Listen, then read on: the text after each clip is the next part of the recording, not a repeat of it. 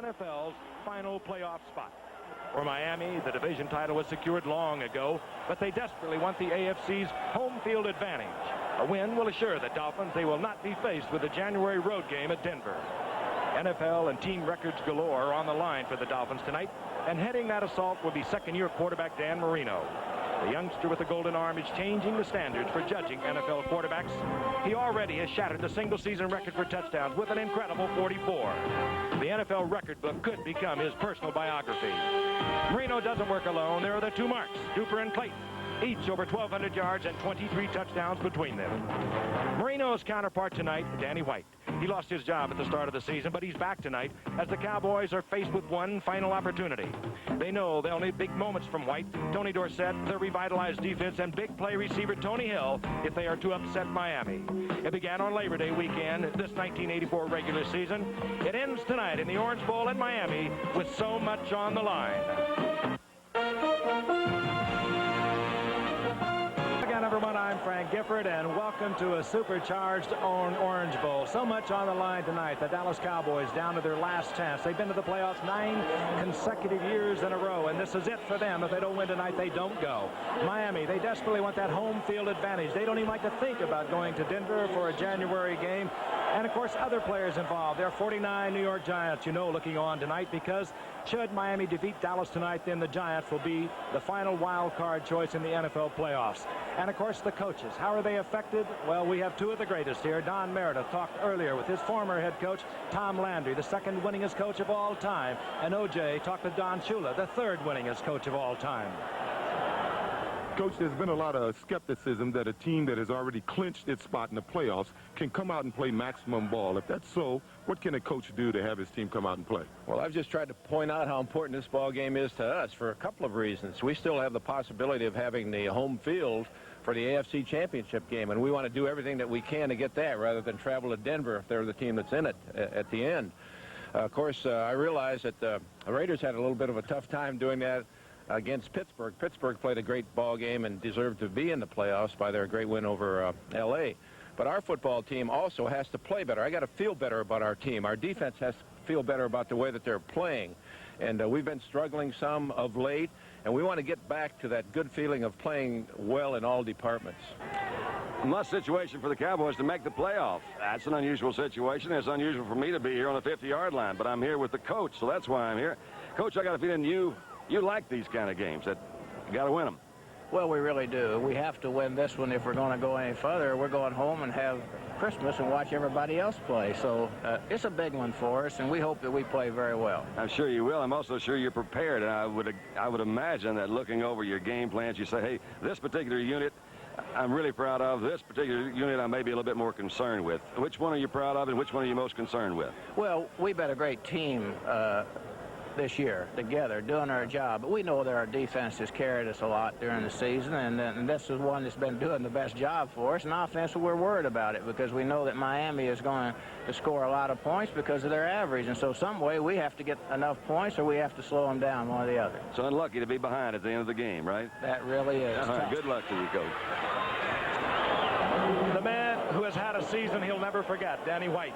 Waited so many years to take over from Roger Staubach. Got that job.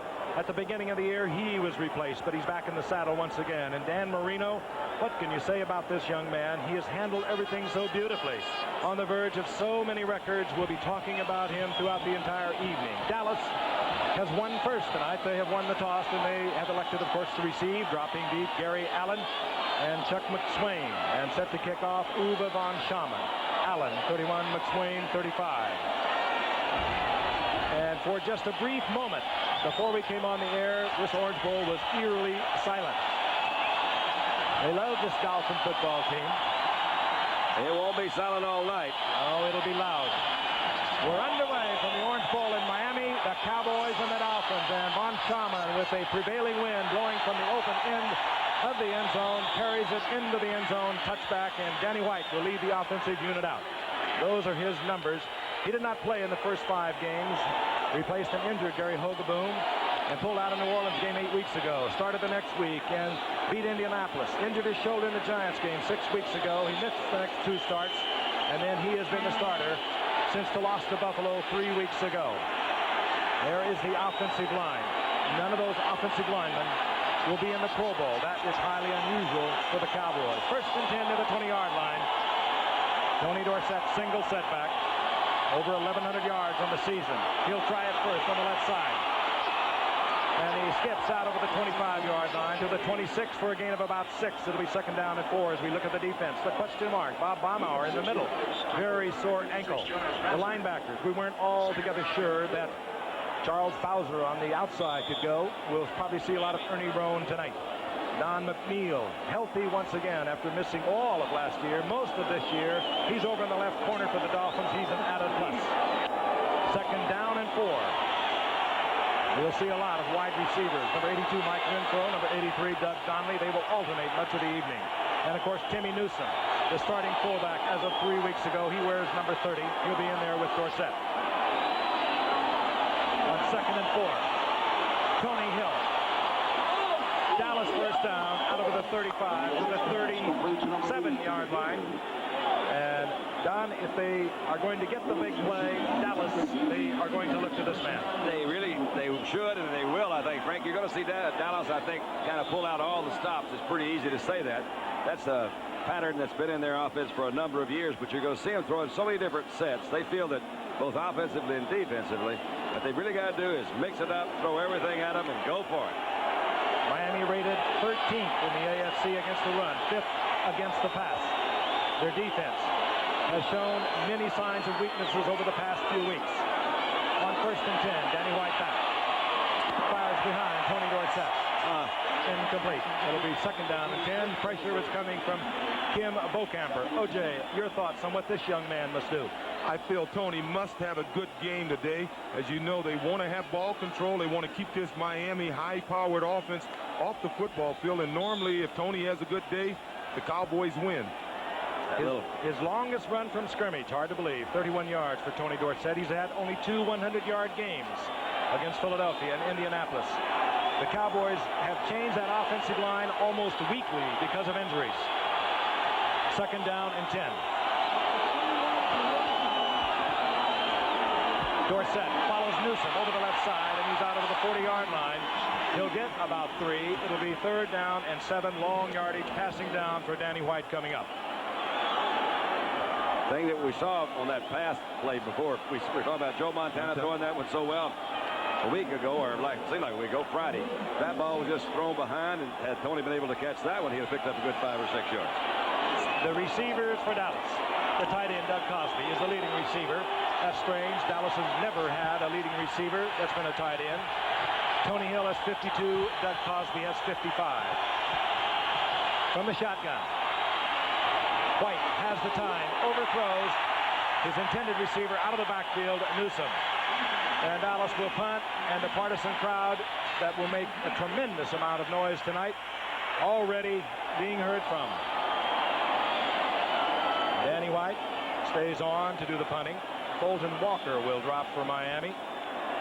Fine return man. Remember him in the Super Bowl a couple of years ago, setting Super Bowl records for kickoff returns. Danny White averaging a little over 38 yards. Cowboys lead the league in having to punt. Dallas would really like to keep that ball in this first quarter going that way. The wind's going to be in Miami's favor. Kicking into the wind. Good kick. Good kick by Danny White into a strong wind. Fulton Walker had to make the fair catch, and that was a tremendous boot by Danny White into that gale. Carried inside the 15-yard line and forced the fair catch by Fulton Walker. Moments from the Orange Bowl. Miami, their first possession, the ball inside their 15-yard line. Sellout crowd of 75,000 plus on hand tonight. Tony Nathan, very versatile single setback now for the Dolphins. And, of course, the great Dan Marino at quarterback. Hardy in motion. And Marino gets a shot off, and it's complete. It goes to Mark Duper, but Marino was really popped. And what Don mentioned before, you get the feeling the Cowboys are going to come with all kinds of blitzes.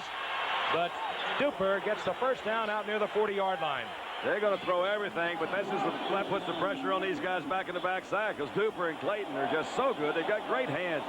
You'll notice that most of the time, these guys can look at that hit on, who was that? Is that Hegman? Mike no. Hegman. Yeah, that's Hegman that came through there. First down Miami, 40-yard line. Woody Bennett now at setback. The leading rusher for the Dolphins, wearing number 34. They'll try him over the left side. He's upended, sprawls for about 3. 2nd and 7. Let's meet the offense of the Dolphins. So familiar now. This young man, all kinds of records. Has already set a touchdown single season record of 44. We mentioned that. 59 yards he needs to break Dan Fouts' NFL record for yards in the season. He can, with 256 yards, go over 5,000. No one has ever done that. There is an offensive line. 3 Pro Bowlers in the middle. 2 Pro Bowlers and an alternate in Roy Foster. And 2 Pro Bowl wide receivers, number 85 Duper, number 83 Mark Clayton. 23 touchdowns between them. They give him a different look there. 2nd and 7. Batted away by Ed Too Tall Jones. And he has knocked so many of them away. I think that's 17 or something this year, Frank. That's a career high for him, but they're going for the ball tonight. This is 7 in the last 5 games for Ed Jones. And we'll look at the defensive unit. It starts out with a 4-3. We'll probably see a 4-0 now. That means all the linebackers come out. Thurman, Bates, Albritton come in. Smerrick comes in for Dutton. And Bates and Klingscale move up as linebackers. They're hard-hitting defensive backs. 3rd and 7. 3 wide receivers in. Cephalo joins Duper and Clayton. At the 43-yard line, 3rd and 7 from the shotgun, Miami. Look at Bates up there in that linebacker position. He's got his Marino, wide open field. Still looking for the big one. A little bit of bumping against Matt Moore. No flags. Marino could have perhaps run 15 yards had he so wished. And perhaps Don Shula just as happy he didn't. But we'll see. Reggie Roby, the punting unit, comes out for the Miami Dolphins. Don Shula, only 1 losing season in 22 years as a head coach. That is truly remarkable. Funny, the Cowboy realizes that on 3rd down, the Dolphins like to go to Nat Moore, their slot back. They had him covered one-on-one by Everson Walls, and Everson had excellent position on him on that pass. He was never open. Reggie Roby, with the prevailing wind, may put it over in the West Coast. The man can kick. Big second-year man out of Iowa, 6'3", 235. He puts it up high. He'll be going to the Pro Bowl in Hawaii as the punter. That time, just end over end, and he gets a lot out of it. Fair catch called for, executed. Gary Allen and Dallas will have their second possession. They'll be near their 13-yard line when we return. 45-yard effort by Reggie Roby, high enough to force the fair catch by Gary Allen. That could explain why he has batted away 48 passes over the past 4 years, and he just got a key one a few moments ago against Marino. That was his 15th for the season, which is an all-time high for him for 1 year. The Cowboys' second possession just out over their 12-yard line, 1st down and 10. Dorsett drops into the eye behind Timmy Newsom. Newsom, left side, and the big man with the superb moves and speed gets out to the 19-yard line, picking up almost 7 yards before he's upended by Bowser. Everybody seems to come in with a kind of a similar philosophy to play Miami. We've talked about these statistics before. They try to run on them because they're way down in the league's standing as far as defending against the run, but the reason is they're always so far ahead of everybody. They got to pass. But that doesn't make sense either. I'll tell you why in a minute. All right. The 2nd down and 3. Dorsett gets a block by Newsom, but closing out there quickly was Bowser to make the stop just about the line of scrimmage. So it will be 3rd and a long 2. It's surprising that the Dolphins are so rated so low against stopping the run. They were rated 23rd in the league. When you consider that they're ahead so early in football games, you would think that their opponent would be forced to throw the ball to catch up. It's surprising to find out that they have been unable to stop teams from running. In the last 4 games, the Dolphins have given up 537 yards to San Diego, over 400 to the Jets, over 400 to the Raiders. So defensively, they're troubled. 3rd down, short yardage.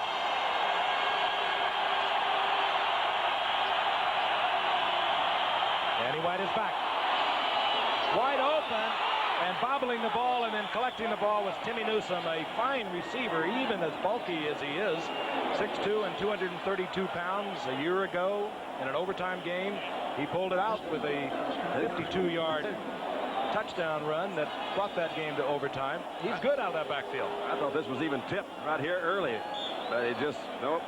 There it was bobbled right there. Well, you know, the ball is really waffling down there. There's a lot of wind up here, I guess, since the beginning of the game. It's really blowing around down there. And, of course, Marino, with the stronger arm, will have less problems throwing the ball and cutting the wind. He cuts right through that wind. Dallas, first down, just inside their 28-yard line.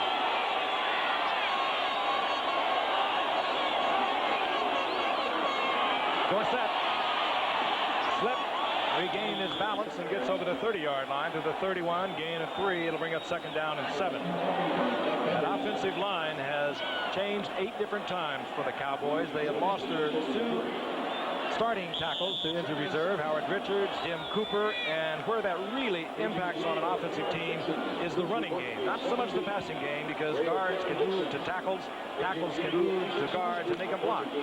But it makes a difference in the running game. That's average almost 5 yards a run against the Dolphins. That's not like the old great Bill Arnsberger coached Dolphin defenses. Second down, 7.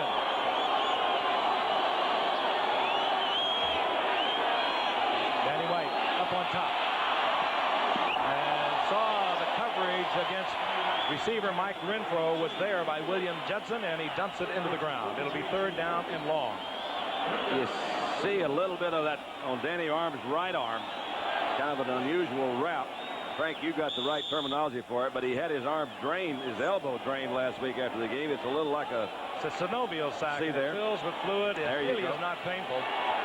I played one entire year with it. Yeah, but you were a very tough person. Not painful until they stick that needle in there. Yeah, the needle is much more painful than the damage itself. Third down, 7, no score. 9 minutes remaining in the first quarter from the shotgun. White looking for Hill, overthrows. Defensive coverage by Don McNeil, but again, I think that was just the wind that had the impact on that ball. Danny White is not the strong-arm quarterback, not the strong arm, at least, of Dan Marino, and it's going to work heavily against him as he moves into the wind. Colton Walker dropping on 4th down. Neither team has been spectacular in their return units on kickoffs or punts this year, but you know this man is dangerous. Danny White, his first punt. He got off a beauty into that strong wind.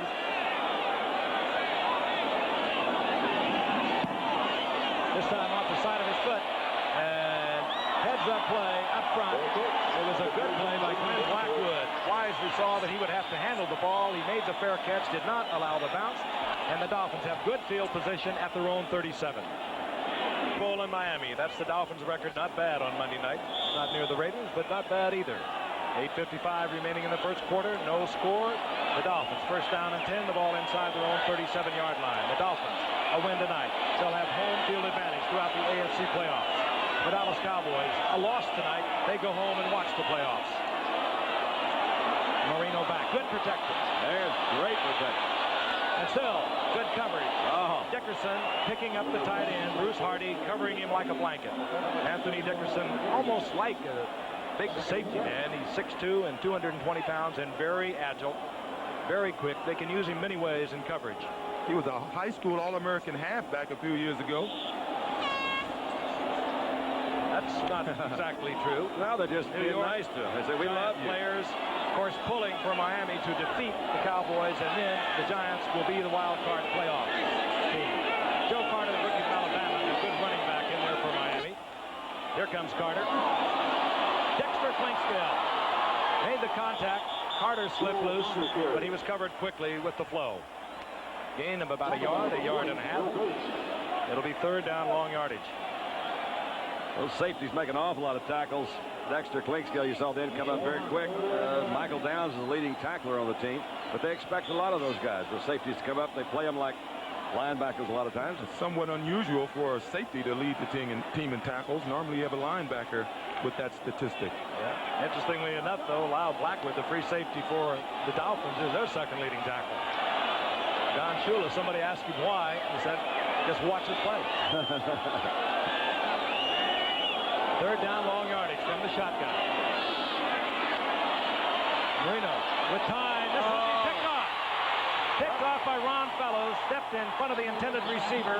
That was Mark Clayton. And the Cowboys get the first turnover of the game with 7:53 remaining in the first quarter. Ron The Fellows. 16th interception against this man as Ron Fellows stepped right in front of Clayton. He really did play it, too, didn't he? I was going to say, I was surprised Marino threw the ball because Ron Fellows has him covered like a blanket here. He's not open. Yep, he knew right where it was. He slipped down a little bit, but Ron made a better move that time than did Mark Clayton. Even if he hadn't have slipped, he would have waited for the ball. So Dallas has an opportunity. They have the ball at Miami's 43-yard line. We'll be back. Fellows took over that cornerback spot this season from Dennis Thurman. Good coverage. You saw it a moment ago. He gets the turnover, and up comes the Cowboys at the 43-yard line. 1st and 10 of Miami.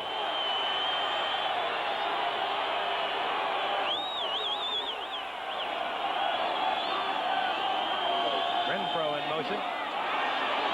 Danny White looking for Tony Hill. And they'll mark it up close to a first down. I think he has the yardage for the first near the 32-yard line.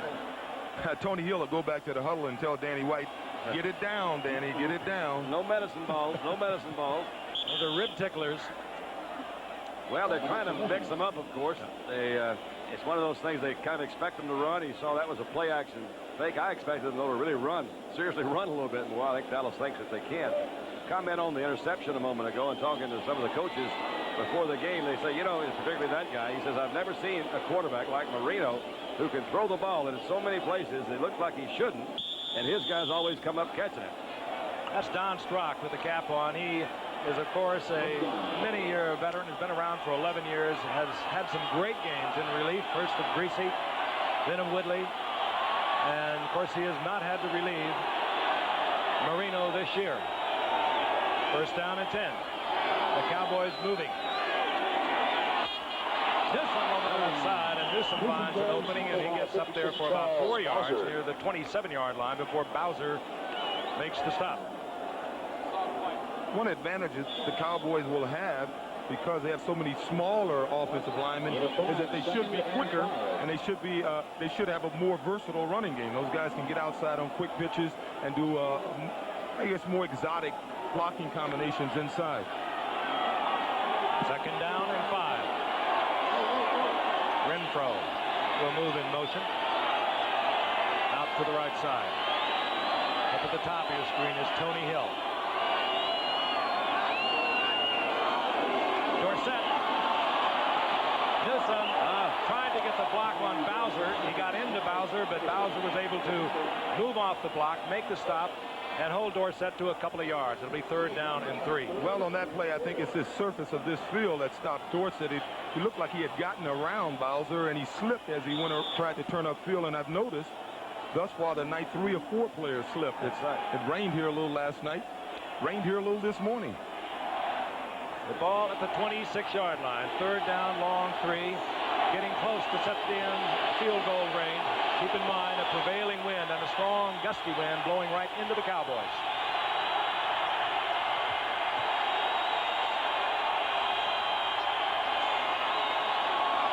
Danny White, Tony Hill. Tony lost the first down. It depends upon where they mark the progress, and they're going to mark it very close to a first down as Don McNeil moved up and hammered Tony Hill after the reception. Tony Hill made a nice move on the first move. He realized he may be in danger of losing the first down. Then he was slung back at the second time, so I think they gave him the yardage after this first move. Now, this is the move right there. Now, this is not his fault at this point. They got him back there, huh? He was in the blender. That looked to be one of those delayed audibles, too. They bring out the yard marker. You'll watch as referee Pat Haggerty marks it off. We'd like to congratulate Washington on another division title yesterday, and also those Cardinals. They played so well. Absolutely. To the Steelers against the Raiders. To Denver against Seattle. Hard to play up there. And, of course, the Chicago Bears brought out one of the senior citizens, Greg Landry, for a win yesterday. And if I don't mind, even my Giants, who are all watching right now up in New York, as a Dallas victory tonight would knock them out of the playoffs. They, of course, pulling strongly for Miami to win tonight. And let's not forget Art Monk with an all-time reception record. Oh, yeah. Charlie Joyner during the season. Eric Dickerson on his great effort this year. Who? First down and 10. Oh, what's his name? White again. Oh, no. And it'll be picked off. Taken in the end zone by Judson, and he's just flirting around back there. He knew better than to bring that out. Timmy Newsom was deep downfield. Danny White waffled one up there. Not a Cowboy that could even take it away from Judson. Let's watch. Well, it appeared to me that I don't know where he's throwing that ball. I guess he's trying to hit Newsom over there in the side. Yeah, but he certainly didn't read the coverage. There. So, turnabout, fair play. The Cowboys got the interception to set up a possible scoring drive, and now Miami gets the turnover. We'll be back in a moment. With the linebacker. They're trying to protect themselves on the corners, Duper and Clayton with double coverage. Inside handoff. Nathan, he does everything so well to the 40-yard line. Gain of 7, second down and 3. Jim Jeffcoat there defensively for Dallas. Kind of one of those misdirection plays. They turned Randy White loose, which is dangerous for anybody's health. But Roy Foster, left guard there, going to be working against Randy White most of the evening. They let him go by, didn't block him, and Randy ran by it that time. Roy Foster's had his work cut out for him today. He's number 61. This is his first year starting because of Bob Kuchenberg's injury, and he's an alternate in the Pro Bowl. And he works tonight against Randy White. Side. Good cutback inside of Everson Walls to get the Miami first down at the 45-yard line. Walls, a good tackler. That time Bennett broke back inside and gets the first down. Well, they're changing his cleats because, as I mentioned, it rained here this morning. It rained last night. The surface of this field is somewhat slick, and they're putting longer cleats on his shoes. That's good. You'll have better traction, but it could be bad because you can get knee injuries if you plant too solidly and get hit. A lot of defensive substitutions on first down. That's a little unusual for Dallas. Clock moving, first quarter. 2:45 remaining, no score. First and 10, Miami near their own 45. Marino again with a lot of time and gets it to Tony Nathan. You saw him carrying the ball from a setback position a few moments ago. This time you see Nathan as a receiver as Gene Lockhart is there to make the stop. 519 yards rushing into the night for this man and 54 receptions, a typical Tony Nathan year. Well, most of the ball, Marino's passes tonight should go to either a running back or the tight end, because what the Cowboys are doing are some kind of combination double teaming on the two outside men, Mark Clayton and Mark Duper, which is something I would think is smart to do. Second down 4. The ball just into Dallas Cowboy territory. Bennett right side, trips up on his own man. Made a good move. Makes a good move, however. Like they had Close to Dallas's 45-yard line. That's 2 fine moves by Woody Bennett, leading rusher into the night. Of course, if you follow the Dolphins, you know that tragically they lost David Overstreet. They are all wearing black 20s on their helmet in memory of David Overstreet, who was just coming into his own a year ago. And then Andre Franklin, the leading rusher from a year ago, went down in the second game, lost due to knee surgery. So they have split the rushing chores between Woody Bennett and Tony Nathan, and Joe Carter, the rookie from Alabama, has started to come on. Now third down very short. Big Pete Johnson in the game, number 46. Johnson came from San Diego, 4th game of the season. When Andre Franklin went down, gets the first down for Miami near the 43-yard line of the Dolphins. So we head to the final minute of the first quarter, in which the Cowboys have had to work against a very stiff breeze. No score. That could be a real moral victory, as a matter of fact, for the Cowboys. Look at them coming in again. They're going to throw so many blitzes and stuff. They're trying to confuse Marino, but so far, I think they're waiting till the play is signaled in, and then they change the defensive personnel. nice little chess game going on. Marino in trouble. Randy White covering Marino back in Miami territory inside their 45. Oh, Marino's lucky. Fumbled the ball and fell right on it. Now this year for Randy White, who once again goes to the Pro Bowl.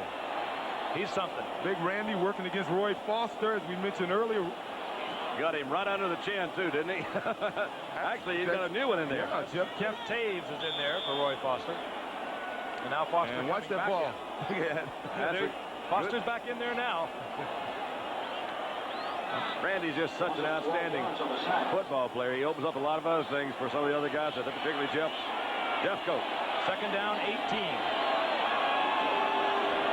Carter, 23, is the setback, and they'll try him the left side. Carter, good running, and Carter gets out of the arms of Michael Downs, stepping out of bounds, back close to the original line of scrimmage at the 43-yard line. Cowboys got to be a little upset with poor tackling, too, Frank. It was a good run, but they had some guys there in position to make that tackle. Downs was one. Bates was one. Jim Jeffcoat was in that area. Made a good move, though, to bounce off of him. They mark it inside the 43, so it'll be 3rd down and 9. The 4-0 defense comes on for Dallas.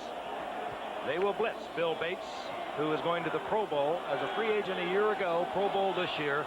They love him in Dallas. Plays like a linebacker. That's him, number 40. Special teams, he made the Pro Bowl on. Here comes the blitz. Marino reads it, gets the ball to Duper, and Duper held short of the first down inside the 35 as the gun sounds ending the first quarter. And if they're thinking field goal, the Miami Dolphins, now Uwe von Schamann, having a poor year, will be kicking against that breeze. Von Schamann came on. He has not made an attempt at a field goal in the past 3 games. His longest field goal of the season is 37 yards. And then Don Shula had second thoughts at 4th down and 2, and he sent the offensive unit back out onto the field. So they will go on 4th down. And they will also go with what they count on the most. This offensive team, they will go with the pass. At least they set up in the shotgun. 4th down, and it's a long 2. There was movement. And Moore open. He broke open, and he walks up the ball, and Ron Fellows has it again. And he drops the ball. But Dallas is there to cover, I do believe. Yes. There was a flag, but I think it's the offensive line. I saw movement, I thought, by the offensive line. It was 4th down and 2. Did he fumble that more? I don't think he had control of it. It popped loose and came into the arms of Ron Fellows. And let's get it sorted out. Here is referee Pat Haggerty. I want to... Here comes Pat. Illegal motion, offense, decline, first down. So we will take a look at that again. We'll look at it at the reverse angle, why we have the camera over there in the first place. You'll see number 89 coming across the middle. He's wide open. He never had control of it. No, He's hit hard by Bates. Fellows picks it up. And it is Fellows' second turnover now. He'll be hit by Jim Jensen, I believe. Here he comes, number 11. Multi-talented. and he knocked it out. And he sweeps it out of the arms, but the Cowboys cover. They have a first down. They have the wind. They're inside the 40-yard line. Danny White fires to Tony Dorsett. He's out of it at the 45. Near the 46, a gain of 6. It'll be 2nd down and 4. Mark Brown made the stop for Miami. Talking to some of the coaches for the Cowboys before the game, and I thought they were teasing me, but maybe they're not. They said for the first time we've been talking about all week, when they throw the ball and they catch the ball, we're going to have one guy to try to knock the ball out of their hands. We were talking about that earlier in the year, and that's what it looked like that time. Bates had put his head right on that ball. 2nd down, 4. Still no score. Early moments, second quarter.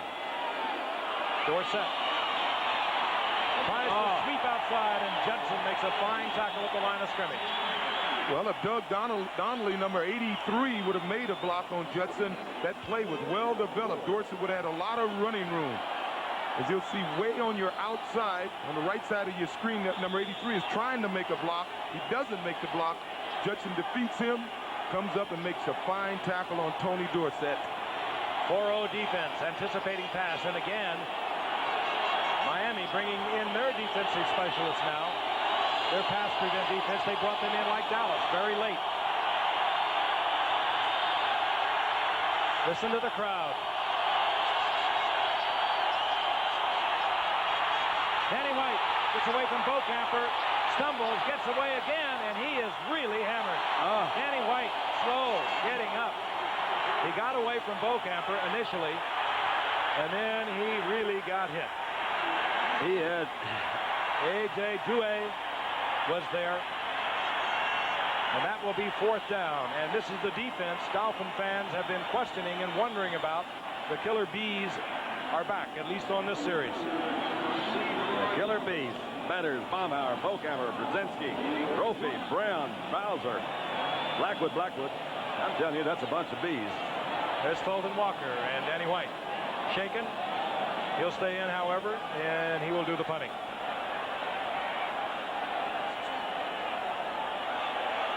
Danny White has on occasion run the football. I don't think we'll look for it on this one. What a nice kick, though. And takes a Miami bound into the end zone for the touchback. So Miami will have their football back at the 20-yard line following a 54-yard punt into the end zone by Danny White. We'll be right back. One record is in total jeopardy because Marino has tied the record set by Danny Fouts back in 1981 of 4,802 yards. He'll exceed that considerably, barring something unforeseen tonight. And of course, there are other records to come. He's thrown for 400 yards 4 times this season. That's an amazing stat to me. 1st down and 10, Miami at the 20-yard line. Boone. Nathan for a couple of yards. It'll be 2nd down and 8. ABC's Wide World of Sports this Saturday, 1984, the year in review. ABC's Wide World of Sports will be moving to its new time period. Now, that'll be 4:30 Eastern and Pacific, 3:30 Central. You'll take a look back at the dramatic and very emotional year in the sporting world from Sarajevo to Los Angeles, from the Kentucky Derby to the Indianapolis 500. And you can share it all in a special 2-hour presentation this Saturday with us on ABC's Wide World of Sports. Again, that special time, 4:30 Eastern Pacific, 3:30 Central. 2nd down and 8, Miami. Joe Carter, single setback. That was intended to be a fake reverse, and forget it. Deep penetration. Play scale. Took away all the fake. Jim Jeffcoat was in there. And so, too, was Big John Dutton. Jim Jeffcoat really has come on in the last few weeks. #1 draft pick a year ago from Arizona State. Loss of 3. It'll be 3rd down 13 as we look at the numbers from the first quarter, and you would expect 2 explosive offensive teams. Certainly Miami to put something on the scoreboard. If you have just joined us, such is not the case in the game. That means everything to Dallas. If they lose tonight, they'll watch the playoffs at home, and the Giants will become an NFC wild card. The Dolphins, they think it's very important to have the home field advantage throughout the playoffs. If they win tonight, they'll have it. Look out, Danny. Marino, and wide open downfield is Nat Moore. What a catch by Nat. He was tagged, wasn't he? Michael Downs, I believe, was the guy that hit him. Not for sure. I don't know whether you happened to see that shot that Nat Moore took against the Jets a few weeks ago when they spun him like a propeller. He'll hold on to the football, this 11-year veteran. We'll look at it wide, and you'll see Nat Moore circling from a wingback position. He's wide open in front of Michael Downs. Yeah, actually, he was working against Everson Walls. Everson tried to bump him at the line of scrimmage, and Everson fell down, and that left Nat Moore wide open. Good job by Marino, too, because Marino... They're going to stop the game now. Marino handed the game ball, at least the first game ball he'll get tonight, by referee Pat Haggerty. He has broken the single-season yardage record set by Dan Fouts back in 1981. Marino now at 4,853 yards, and he is closing on, well, what could have seemed the impossible a few years ago. He could even become tonight the first passer ever to pass for 5,000 yards. That's a lot of miles. Little poetic justice that Nat Moore was the guy that caught it. He's the leading all-time receiver for Miami. And near the 39-yard line, the Dolphins will put it in play. 1st and 10. Looking deep. Michael Downs was running stride for stride with Duper. Fellows back there also. But it was Michael Downs who made the play on the ball. I've got a feeling that's the kind of pass that Coach Landry was talking about before the game that Marino will just throw anyway. Now, he had Duper look like he was open, but down they run a zone. So all he had to do is play that center field and come over and cover it. He had a better chance, or certainly as good a chance to catch it as did the Dolphin receiver. Well, what they're doing is spreading out this Cowboy defense. I noticed on that play that Dan Johnson had defeated Mike Hickman coming across the middle, and I think they're just opening up these Cowboys. Second and long. The Cowboys love to blitz. They love to bring everyone on second and long. Tom Landry always has. They play it straight. Nathan over the left side, and they will stay in passing yardage situation. Good recognition by Lockhart. Down and 7. Lockhart, the young middle linebacker for Dallas, and Jeffco, Jim Jeffco, both good recognition, came back in, filled the hole. The Cowboys have had 25 sacks over the past 3 games. A lot of that attributed to one of the great Hall of Famers, Ernie Stoutner, Don, who's taken over much of the defensive duties that he had been sharing. He really has. Talk about it again just in a moment, but he has done some new things there, and they've paid off for him the last few weeks. Dallas in their 4-0 defense. Here it comes, and Marino reads it. And almost taking the ball from Clayton was Ron Fellows. He's already had 1 interception. Now, I'll tell you, when that kind of blitz is on, Fellows has got to be full of butterflies in the stomach because he knows he has no help from anyone. Mark Clayton made a heck of a play here to get this ball away from Fellows, who caught it right there, but look at Clayton come through and strip it. Meanwhile, there's a flag in the backfield. And could have been roughing the passer back there. Here's Pat Haggerty. Personal foul. Roughing the passer. Number 40. Defense. First down. Did not see it. Bill Bates. Bill Bates, tough little special teams player, went for the head, tried to pull away. I'm innocent, he said. That's a very close call. That is a very close call. I thought he was in the air when the guy let the ball go. If he was pumping, he would have come down on him. Well, that's amazing. Maybe he shouldn't have hit him in the helmet. Is at Dallas's 43-yard line. Still no score. Second quarter, 9:57 remaining in the half. That was a big one because it was a third down play, wasn't it? Yes, it was. Marino. Ooh, but you saw Marino at his finest. He didn't have that ball even cocked. He just released it to Mark Clayton on a pass that should have been caught.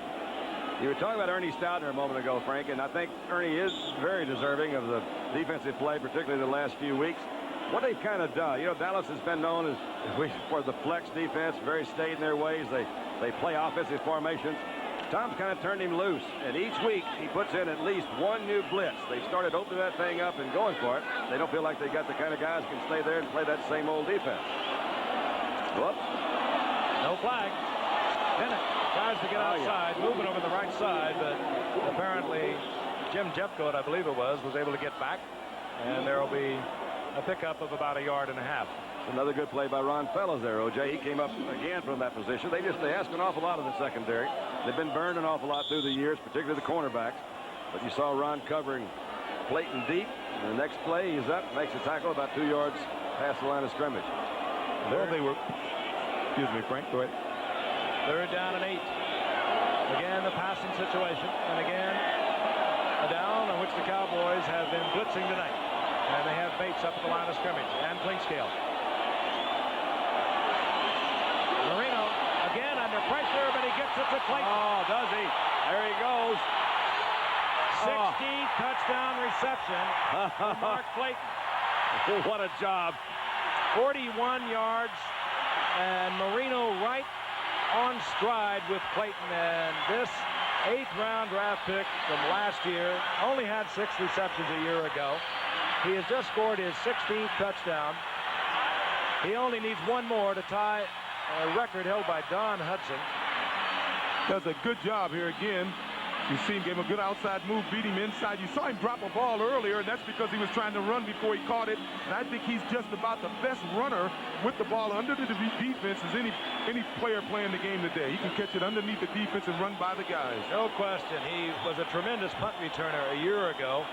That's why they didn't use him. Only 6 receptions a year ago. He beat Victor Scott, the rookie defensive back out of Colorado.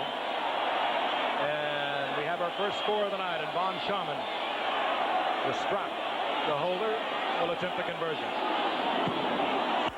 Shot. Splits the uprights, and they love it in Miami. 8:59 remaining in the first half, and the Dolphins are on top, 7-0. Clayton, 16th touchdown reception.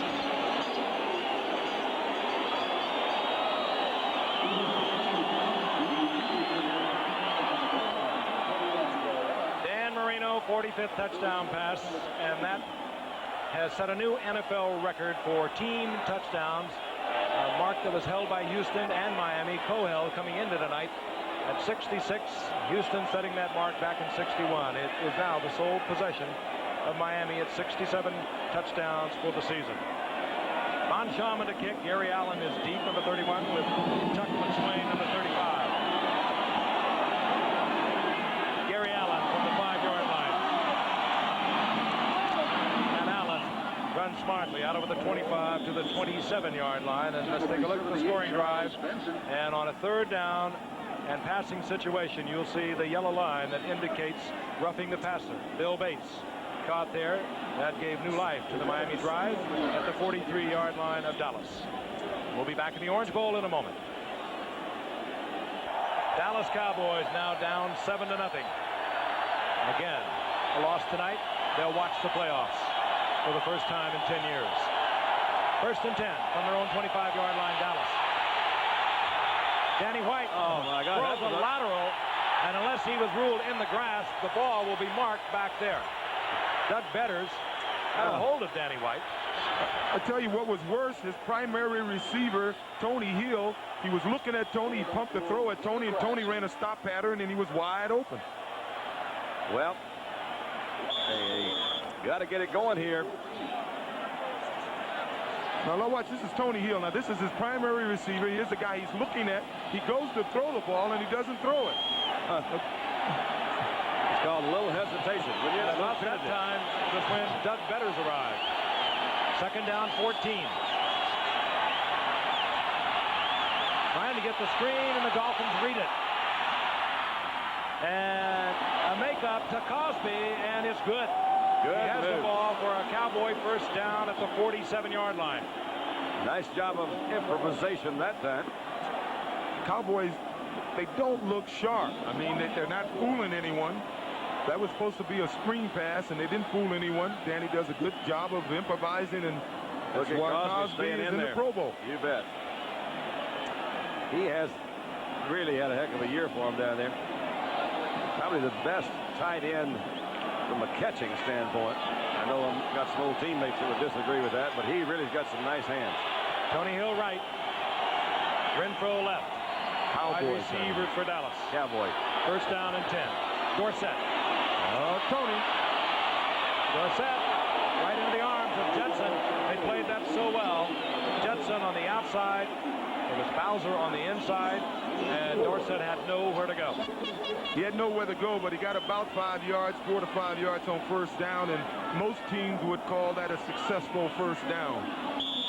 Caught him in the zone, it looked like, and he stayed at home. Judson stayed at home that time. He didn't go with the receiver going deep, so he was just sitting out there on the outside waiting for him. That's the difference between a good back and a great back. A great back will appear as if he didn't get much, and you'll find out he got something. He got him 5, didn't he? Donnelly in now, wide receiver. Speedster from Ohio State, top of your screen. Tony Hill left on 2nd and 5. Blitz is on. Danny White picked it up nicely, gets it to Cosby.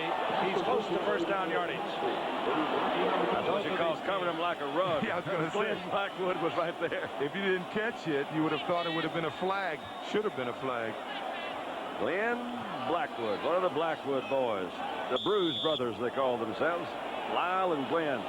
They say it's not close enough for a measurement. So it'll be third down and much less than a yard to go. And there is Randy White, perhaps having his best year, and he has absolutely destroyed the concept of training camp. He was a holdout throughout the entire training camp this year. Came in, and he came in high gear, and he has not slowed down. Third, and perhaps a foot. This is Newsom. And they stacked it up pretty well, didn't they? Stacked it up, but I think he has the yardage for the first down. He needed about a foot. Look, it still appeared as if their timing was off on that play. You saw the tight end come in motion. Cosby looked like he may have gotten there too soon or too late. I think what Frank was talking about earlier, which is true, and it happens a lot of times, but they haven't had the same offensive unit starting all year long, and it is a little bit different on the runs. I mean, they've got to get that timing. If you're left guard, it's a different assignment if you play right guard. That's just barely, isn't it? Newsome gets the first down. The drive stays alive. Landry trying to keep the Cowboys in the playoff scene. The Dolphins trying to maintain American Football Conference home field advantage. And both of them with the eye on the Super Bowl coming up January the 20th. We'll be bringing it to you at 4 o'clock Eastern time, and we are certainly looking forward to it. First down, Dallas. They are down 7-0. They're at Miami's 43-yard line. Play action, Danny White. Throws underneath, complete to Tony Hill, and Tony Hill will have another Cowboy first down at the 28-yard line, and we'll pause 5 seconds and allow our stations to identify themselves. Channel 10, WPLG, Miami, Fort Lauderdale. A shootout between the Dallas Cowboys and the Miami Dolphins from the Orange Bowl in Miami. The Dolphins leading on a Dan Marino 41-yard touchdown pass to Mark Clayton. That's the only score thus far. We had a scoreless first quarter. Hard to believe with these two teams. Dallas has the football. First down and 10. 28-yard line of Miami. Strong prevailing breeze behind them. Dorsett. Betters. Nice play. Great pass rusher. Not bad in the open field. Boy, he did play that one well, didn't he? That's called reading that guy right over you. And he read that tackle. Going to pull out to the outside that time. Stayed right with him. That's the way to do it. That was Kurt Peterson, big guard, actually, that came out there. And Betters was right on him. Loss of 5. Dallas back to the 33-yard line with the second down and 15. Baumauer gets a breather. Bill Barnett comes in. We told you earlier, the nose tackle Baumauer playing with a very sore ankle. Worked hardly at all this week. And they need him in the middle. They're looking for a pass rush. The Miami Dolphins.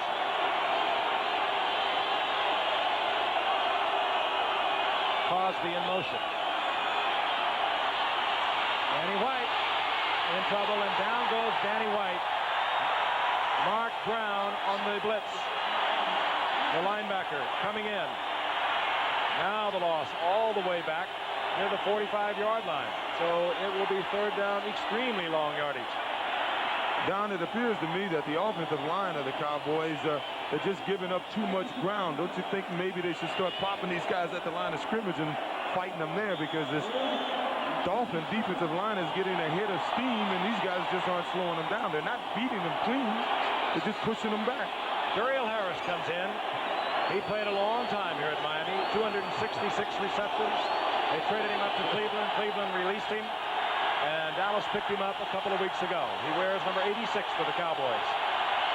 Third down, 27. Danny White looking for big things from Tony Hill. You're not kidding. And the Cowboys are out of field goal range.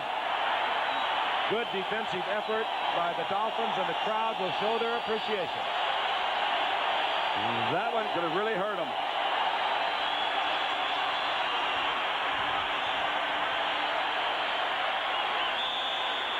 They got 4:06 remaining in the half. Danny White stays on. Bolton Walker will drop back and guess with Danny.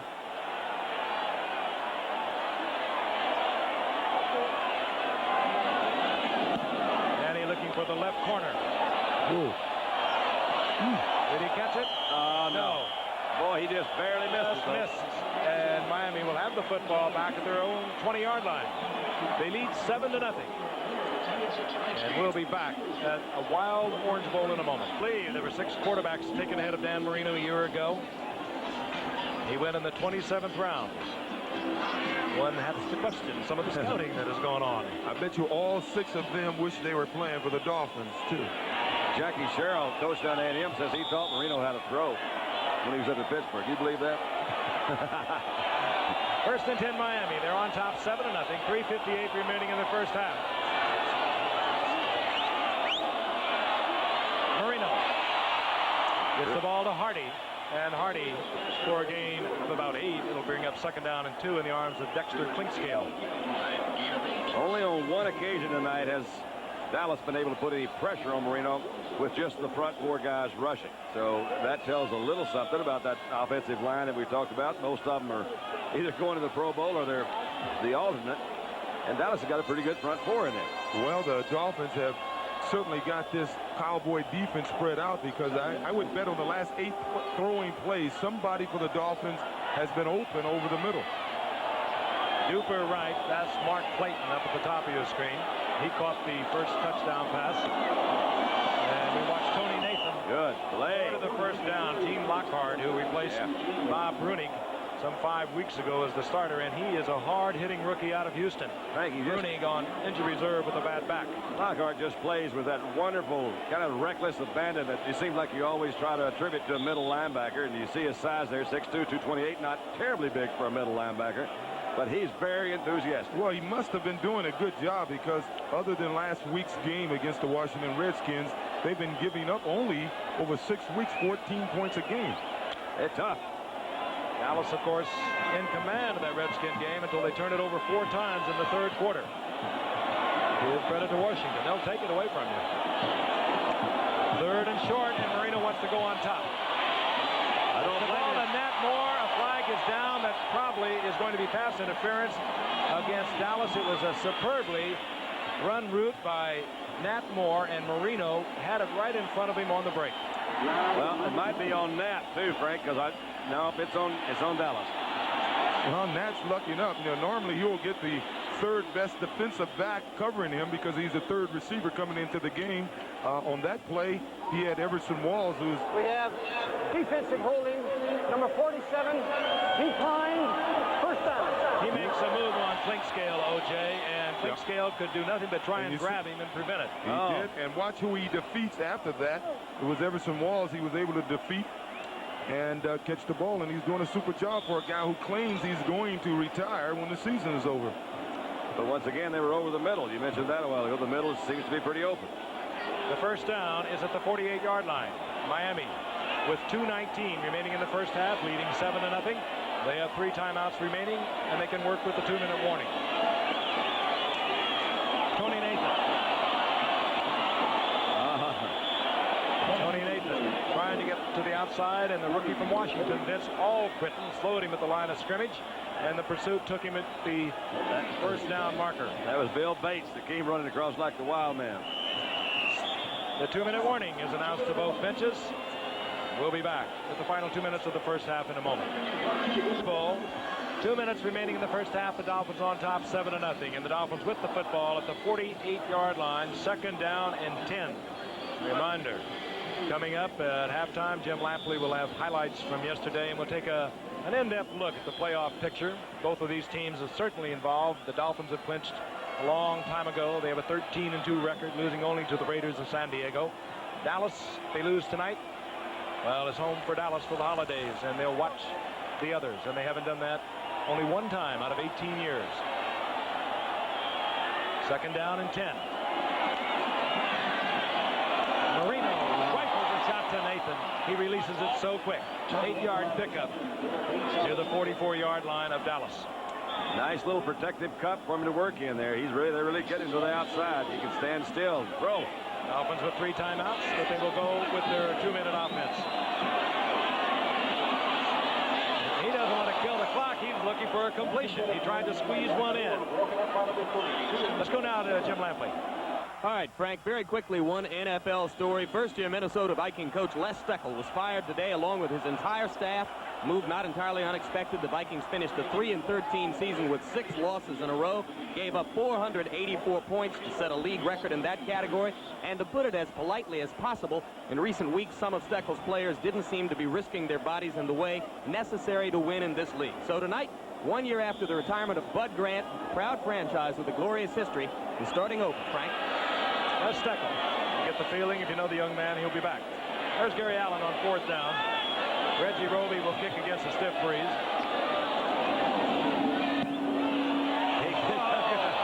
The entire stadium could get under that one. And it takes a Miami bounce. Things seem to work that way when you're 13-2. And Dallas with 1:22 on the clock, down 7-0, will have a first down at the 9-yard line. The Cowboys with 3 timeouts remaining. Bill Parcells, you know, is looking on tonight with the rest of the Giants team and fans of the New York area. A Miami win tonight, and they will become the wild card, the final playoff team in the drive to the Super Bowl. And Miami leads the Dallas Cowboys 7-0. 1:22 remaining in the first half. The Cowboys 1st and 10 at their own 9-yard line. Danny White, Tony Hill. Tony Hill spins, twists, short of the first down. It'll be 2nd and short. Well, Tony's trying to make something happen. He has a reputation of being a great runner after he catches the ball, but he should have gotten out of bounds. Ticking down to 1 minute. Dallas, 3 timeouts. Second down and about a yard. You are right. Hill left. Doug Donnelly up at the top of your screen, the speedster. Dorsett.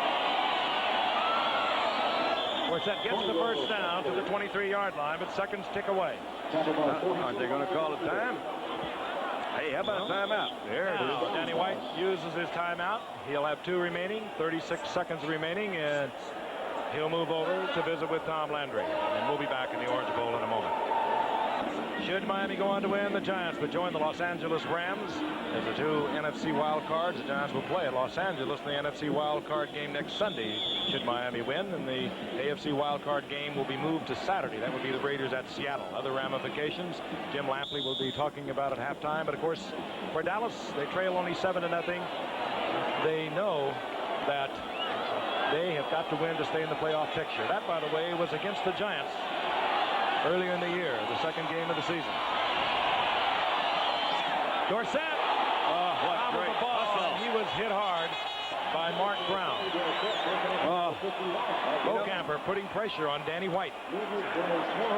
Well, the Cowboys can't be totally unhappy. They have a reputation, even though they haven't scored in the first half. They have a reputation of being a great second-half football team. Look at Danny now. He's kind of leading a little bit over here. Of course, he had some pressure coming in. But that ball right there was flopped up, and that one could have really been intercepted. And Mark Brown had totally focused on Dorsett. If he had just looked up, the ball would have been in his arms for 6. 2nd down, 10. 29 seconds remaining in the half.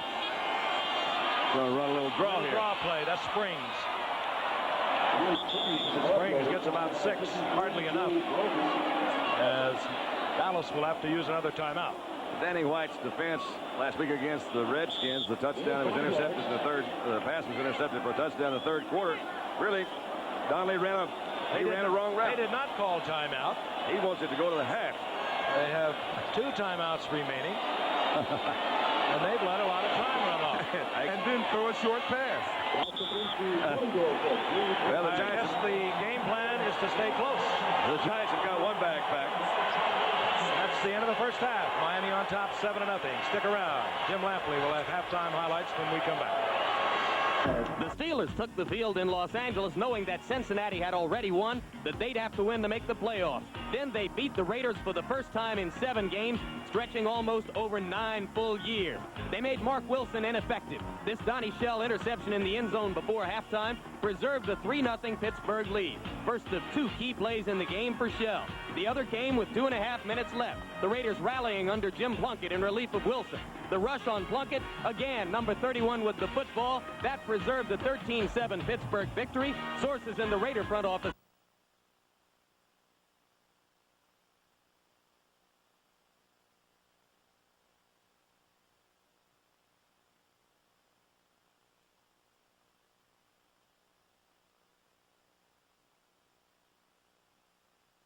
Don't look sharp. Oh, no. Boy, he just barely missed it. And Miami will have the foot.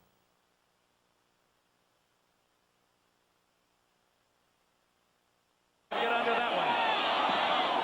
And Playoffs, well, the San Francisco part of the Cowboys. Number 23.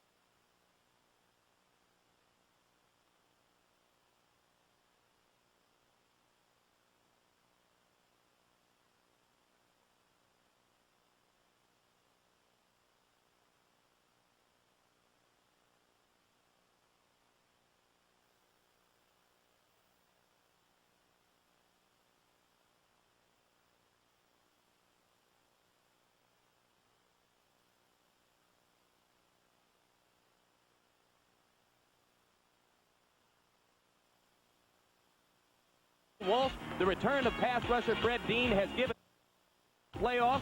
Well, Get under that one.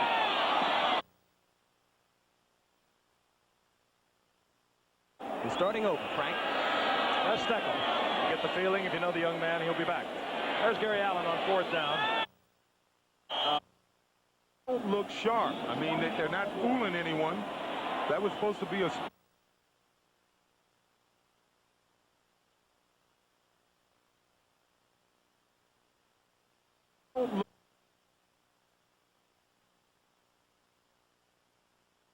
Part of the Cowboys.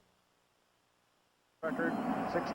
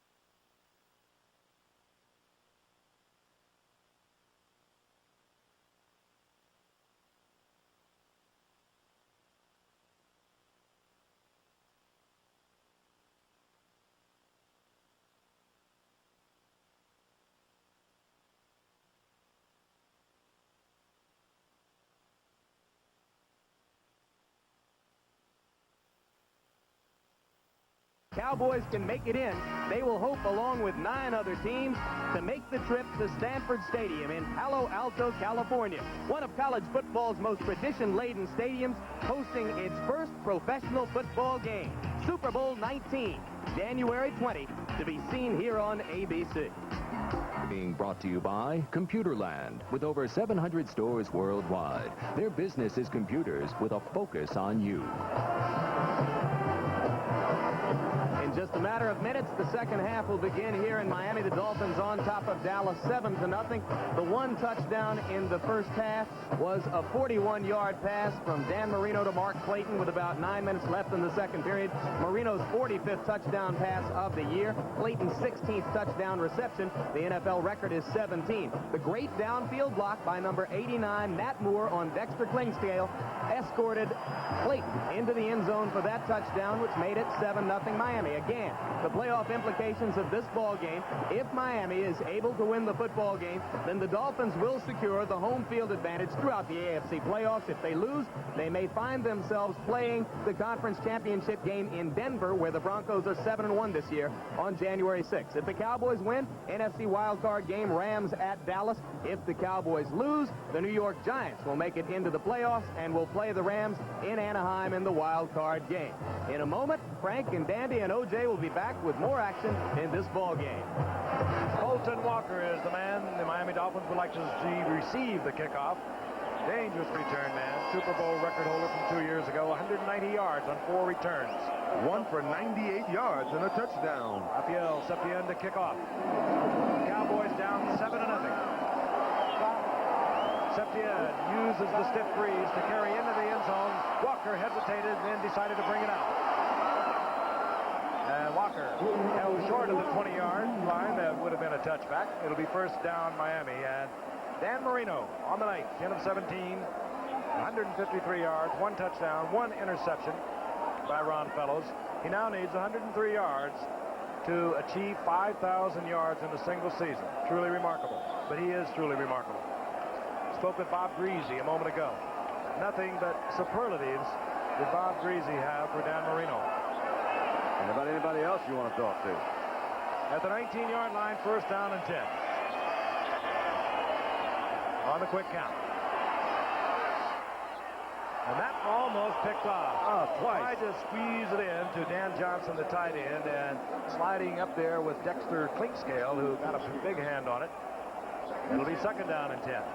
And Harrison Walls actually almost had a shot at it after he bounced in the air, it looked like. That's all right, Danny. Loosen up. I noticed those Cowboys played those receivers very tough inside out, and I guess they're going to try to make an adjustment and not let these Miami Dolphins receivers get open over the middle. Late substitution that time. Cowboys continuing to change defensively very late after the play. It's been sent in to Dan Marino. Oh, Movement at the line of scrimmage. And the ball is free, but I think Dallas is going to be called offside. They surely are. It was covered by John Dutton.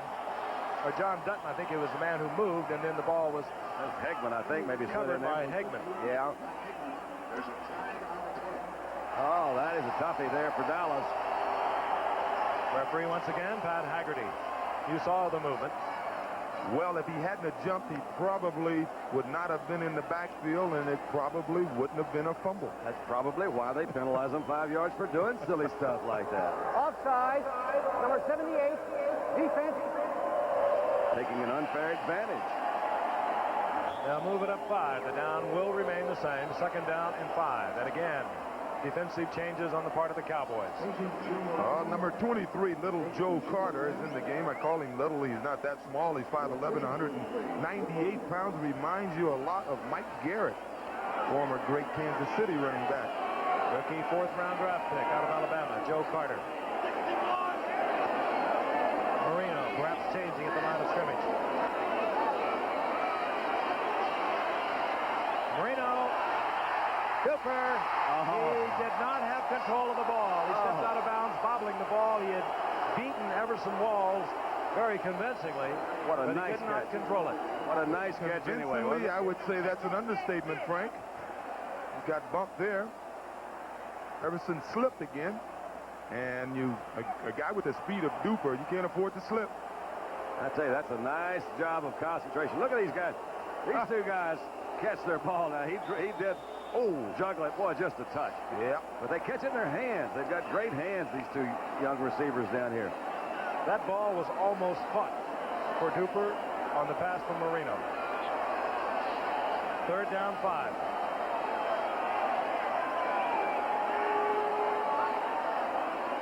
From the shotgun, Marino with the quick release. Fires, and it gets to Duper in time. Even though Marino was under tremendous pressure, it'll be a Miami Dolphins first down. Give him a lot of credit for holding on to that one, too. Duper's an awfully fine receiver.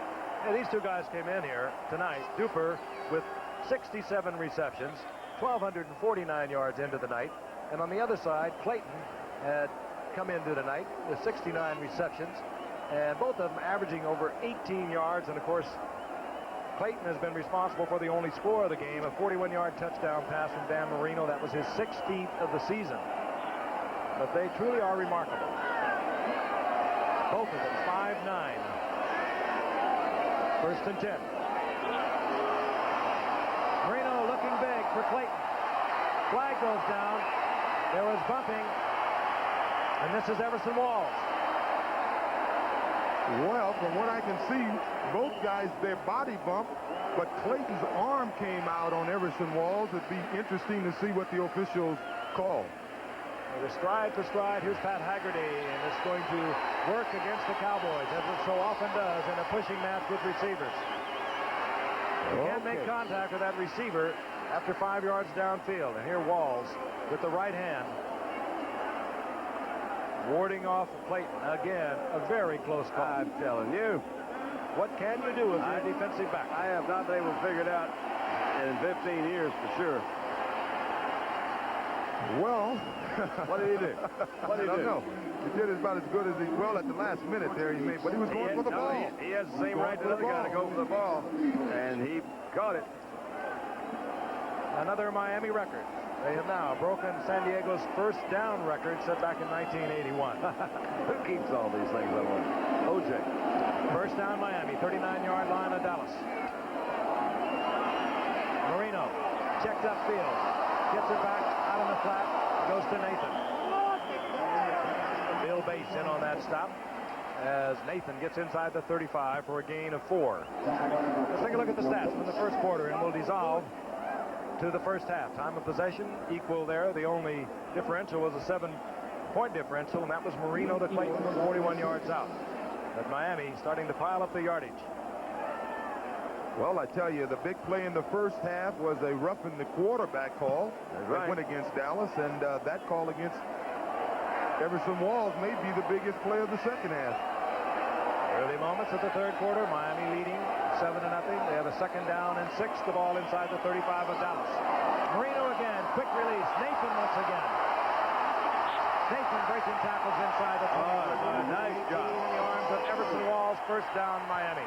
That play was made possible by Dwight Stevenson. He did a super job of snapping the ball and getting to his left side and blocking the blitzing linebacker coming from outside. They kill you with this man, Tony Nathan. You double cover on the outside, Duper and Clayton. You have to take Dan Johnson, the tight end, and cover him with the linebacker. The Cowboys can do that with Dickerson, but somebody has got to pick up Nathan, who worked so well out of the backfield. Somebody has got to get to Dan Marino. They don't have a chance. Sacked him one time tonight. At the 19-yard line, 1st and 10, Miami. Clayton splits right. Duper, top of your screen. Marino with a lot of time. That almost picked off. It was intended for Dan Johnson, and Mike Hagman had his hands on it for a moment.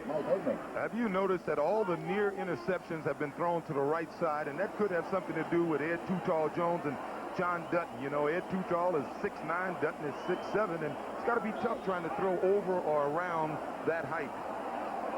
Tony Nathan comes back in. Second down, long yardage. Down the Cowboys frequently blitz on. Danny White struggled through the first half of this game. He did not throw the ball. He did not throw it crisply. Interesting decision coming up. On 2nd and 10. Oh, they're doing a job on Randy White. 3 guys there. Trying to get it into the end zone. Intended for Nathan. There was bumping, but no flag. It'll be 3rd down and 10. Had 3 guys assigned to Randy White that time. They kept him off, too. So if you can afford to use 3 guys, that means somebody else got to put a bit more pressure on there. Either a Jones or a Smerick or Jeffcoat, somebody else. You can't take 3 guys and block one. Don Shula has won a shared first place in this AFC East 12 of 15 years. Been to 4 Super Bowls with Miami, 1 with Baltimore, and now Miami has set another record. They moved ahead of San Diego's team record in 1981 in total yards. The old record, 67-44. They are now at 67-56. They continue to fall. 3rd and long, Cowboys showing blitz. This has been Matt Moore's down thus far. Marino again, reads it. Gets it to Cephalo, and Cephalo reaches forward for the first down. What a job, what a job. Great timing pattern. Marino, Cephalo. Oh. This kid is cool as ice water. That was so good. You get the feeling he's cheering for Cephalo. Every time Cephalo catches the ball, he runs to him and congratulates him. First down, Miami. First down, Miami. First down and goal. Let's look at it again. They're all coming. People are coming from everywhere. He just zipped that ball out. Look at that spiral so tight. Did you see Nathan? He has been running with the ball, receiving the ball. That time, he picked up Michael Downs and allowed the completion. That was nice. At the 8-yard line, first down, goal to go. Woody Bennett, 34, Tony Nathan, 22, setbacks.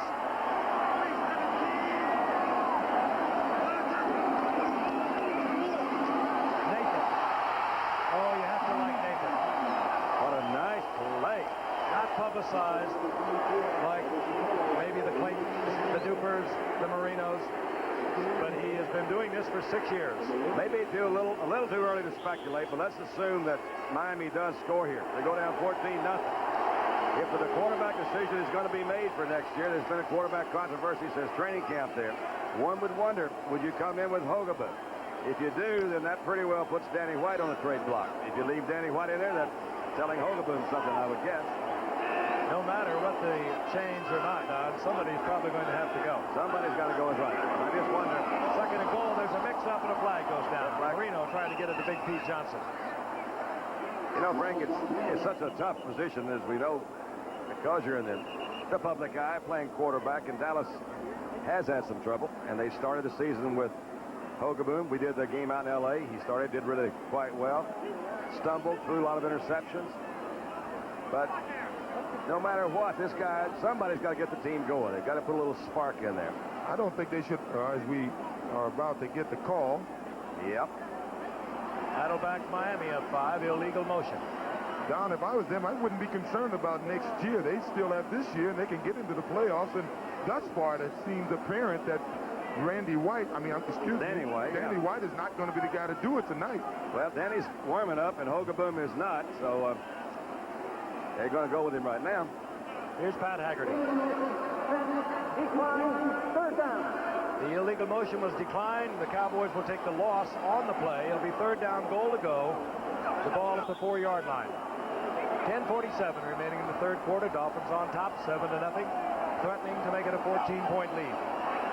Keep in mind, Dallas, if they lose tonight, they are out of the playoff picture, and the Giants are in as the second wild card with the Los Angeles Rams in the NFC.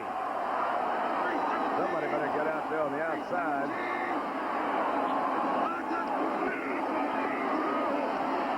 Yeah. Complete. Touchdown. There he is. Bruce Hardy. We saw him a few weeks ago against the Jets. He had a couple of touchdown passes. When you double up on those outside men, that tight end is going to be open. Nathan will be open coming out of the backfield, and Marino has now hit for his 46th touchdown of this season. He threw that one in an area that's no bigger than a number 2 washtub. If you watch Hardy come into the inside, and keep in mind there's some little traffic there. Look at this ball. Can't be, but any place but right there. What a nice throw. Marino now 193 yards and 15 completions, a couple of touchdowns, 1 interception. Von Schaman. The Cowboys now have found themselves in a very tough position.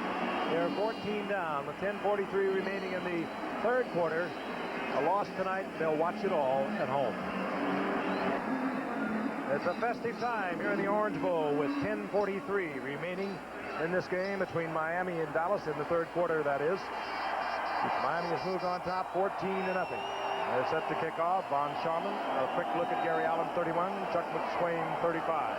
Dallas needs to get things happening. They have struggled. They have not thrown the ball well. They have not run the ball well. They are going to have to stay close. They are, because the Giants just packed another bag. McSwain from the 6-yard line.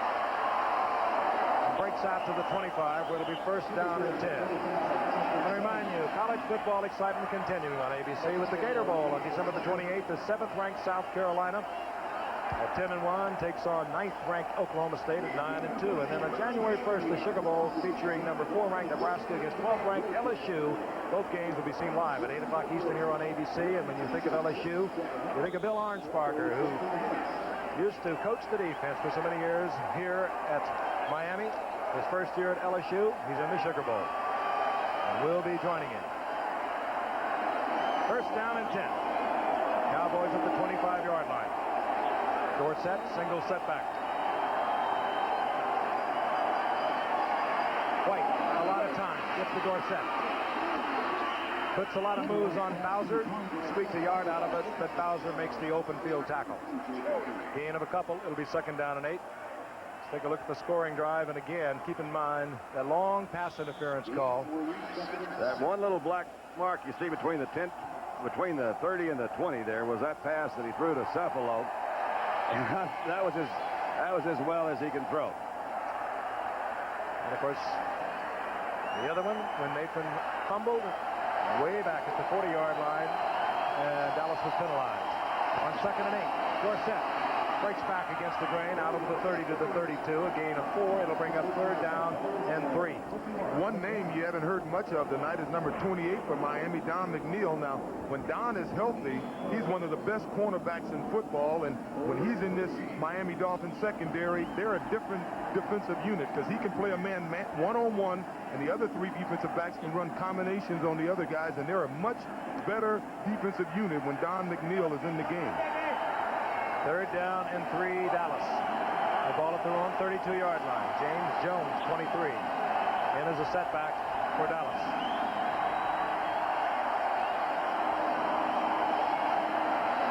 Danny White fires. Oh, my flag gosh. is down at the line of scrimmage, but Cosby does not hold on. It would have been 1st down. The flag is down at the line of scrimmage. Well, here's referee Pat Haggerty. how about that? That'll give First them a down, first. Dallas. I didn't see movement. Perhaps somebody lined up in the neutral zone.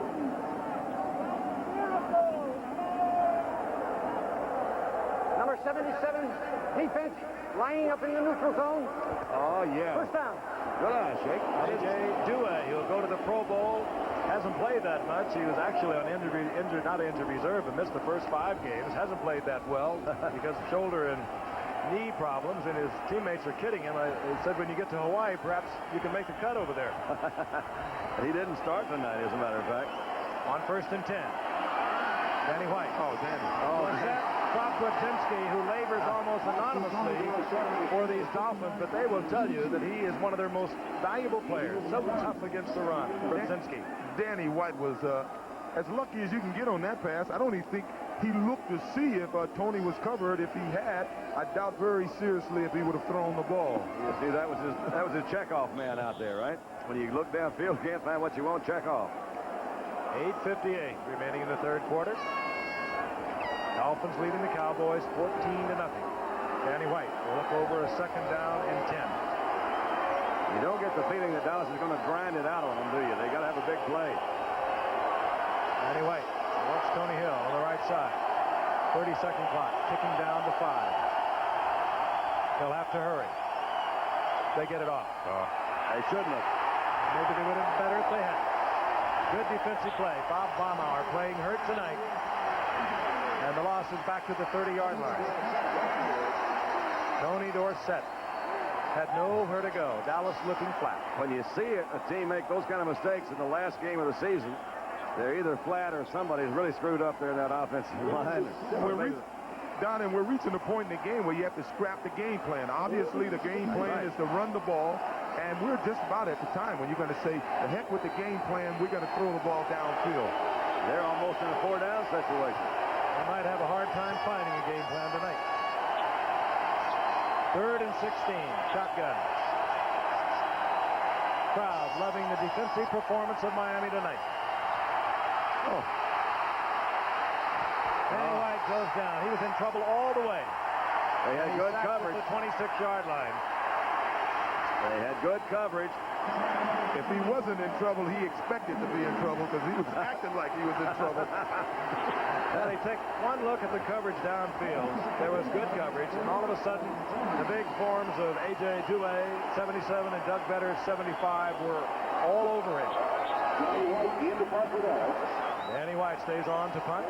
Golden Walker settles back at the Miami Dolphin 28-yard line. There's Walker. Danny White is low. You can run it back. Good defense. Oh, wait a minute. Golden Walker shakes loose. The Aussie was down there, thought he had him. McSwain had his arms on Walker. He was able to spin loose, Golden Walker was, and get back to the 31-yard line. Seen a scene that's been played out so many times in pro football. Young Gary Hogaboom walking up and down in front of Tom Landry, trying to get his attention. There's no question in my mind. He was saying, well, look, I'm still here. Don't forget me. And meanwhile, Danny White struggling through a very tough evening. First down and 10, Miami. They lead 14-0, 7:35 remaining in the 3rd quarter.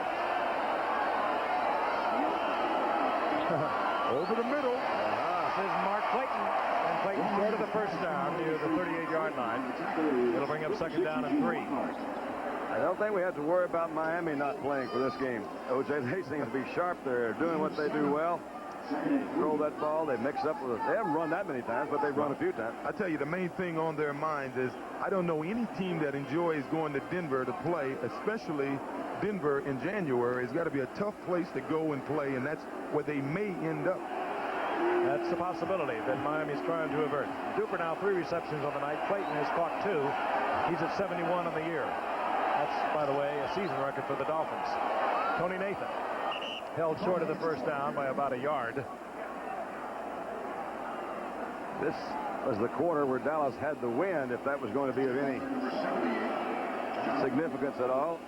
And they have not really been able to use that. Actually, I think the wind has died down a little bit. Feels that way. To remark on that, it seems to have died considerably at the opening of the game. It was really brisk from the open end here in the Orange Bowl. As you can see, the streamers now just kind of sagging there. Big Pete Johnson, number 46, is in the game. He has the lowest average per carry for any back who's carried the ball over 60 times this year, only 2.4 yards. And one of the reasons why, because he normally carries the ball on plays like this. Good play. Ron Fellows up there quickly. And he should have carried it on that play. Yeah, they gave it to the wrong guy, didn't they? Ron Fellows, a busy night. He had 1 interception, gave the Cowboys a turnover in the early going of the game. They couldn't do anything with it. But this time, Fellows makes the play, and Reggie Roby comes on to punt on 4th down.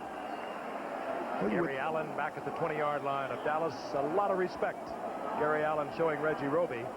Roby kicking into that slight breeze now, but he's still giving him about 50 yards. The ebb and flow of the game, you would think it's time for Dallas to do something. You would think that.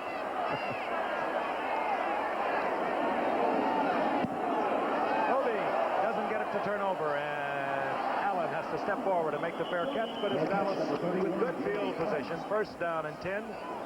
They bring out the offensive unit. Uncharacteristically short punt for Roby. Miami's defense playing awfully well tonight, but Dallas's offense totally ineffectual. They're looking for a spark. First down and 10. The ball at Dallas's 28-yard line. Dorsett sprints to the outside. And up close to a first down in the arms of Lyle Blackwood. And just short by about a half a yard. And we'll pause 5 seconds and allow our friends and stations all over the country to identify themselves. Channel 10, WPLG, Miami, Fort Lauderdale. Back in the Orange Bowl in Miami. 5:10 remaining in the third quarter. The Dolphins over the Dallas Cowboys 14-0. A couple of touchdown passes from Marino to Clayton in the first quarter. And then in the third quarter, a shot to Bruce Hardy. And for Dallas, if they lose tonight, the playoffs are over for them. Any possibility. Miami, of course, playing for home field throughout the AFC playoffs. And a win tonight will give it to them. That was Dorsett on 2nd and short yardage, and he is held short of the first down. Bob Baumauer, a big, tall nose tackle. You don't find many nose tackles at 6'5". But he is such a good athlete. Don, I think you were with me when we did the Superstars here 3 or 4 years ago, and we were amazed at his athletic ability. They ran the last event where they had to run and jump. What do you call that? Obstacle course. Obstacle course. That cat did it all, man. He was right there with the rest of them, jumping hurdles. They're going to bring it out, even though Dorsett appeared to be stopped short of the first by that much. It'll be third down. 4:52 remaining in the third quarter. The Cowboys had a draft choice this year I would love to see run that obstacle course. Carl Lewis. Carl Lewis, that's right. They did, didn't they? Again, this game having many ramifications tonight.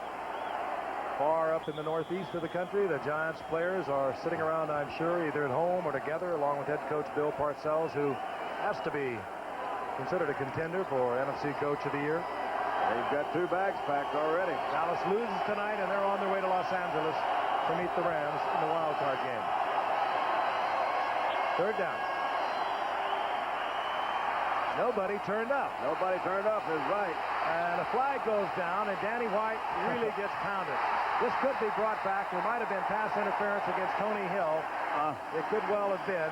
Tony Hill, who I think was supposed to turn upfield, ran into Fulton Walker.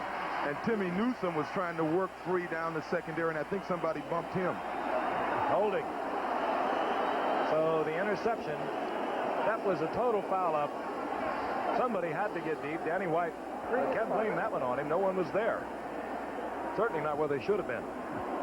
Well, you either do one of two things, though, Frank. If they're in a fourth down situation, if your guy's not there, you're going to know it real quick when you run a play-action pass. So if he's not there, throw it away, come back. Right on fourth. Defensive holding, number 77. They call it on A.J. Douay, and it will be first down Dallas. They keep it alive at the 43-yard line.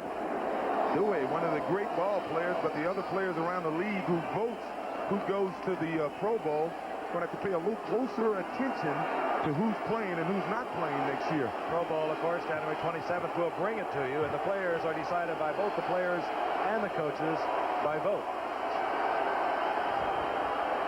On first down. White. And gets it in there to the tight end, Doug Cosby, and he rolls up close to a first down. And, of course, Pro Bowl starting 1 week after we'll be bringing you the Super Bowl, January the 20th, 4 o'clock Eastern time. We're looking forward to it. We certainly hope you are. Who will be playing, Don? Boy, wouldn't San Francisco love it? Two they teams. Can stay home. But it's a long, tough road, and it's all sudden death throughout the playoffs.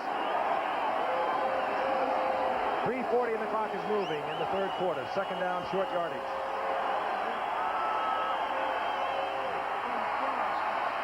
Danny White. Cosby comes down with it at the 25-yard line. First down, Dallas. All right, they got a little spark going here now.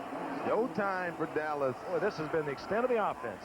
Danny White to this man, Doug Cosby, in his 6th year out of Santa Clara, 3rd year as a starter, and the leading receiver for Dallas coming into tonight, and he's done nothing to hurt that. And the rest of the offense has been PU. That means not up to snuff. Not what you would like to see or what you expected to see. Not from Dallas. That's right. At the 25-yard line, first down and 10. Double setbacks. Newsom 30. James Jones 23. Dallas's deepest penetration. To the corner. White looking for the corner, and Tony Hill. And the coverage by William Judson. Good coverage it was. Danny White would have had to put it in there absolutely perfect. This is not his night for perfection. Almost appeared they had a little inside-out coverage on Hill. Had one of the Blackwood boys covered him if he went back to if he cut back to the inside.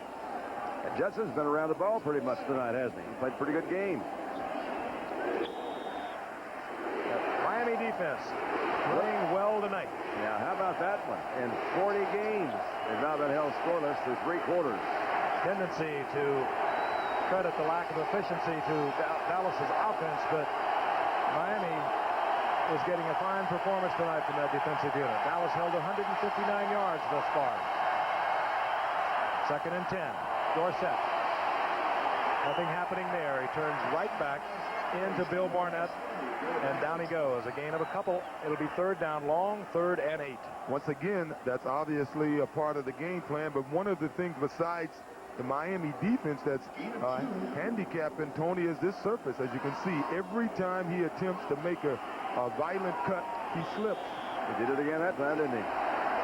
Ron Springs comes in. Tony Dorsett goes out on 3rd down and 8. Ron Springs, who really was replaced 3 weeks ago by Timmy Newsom, good receiver. He works well out of the backfield, does Springs. 73 receptions a year ago.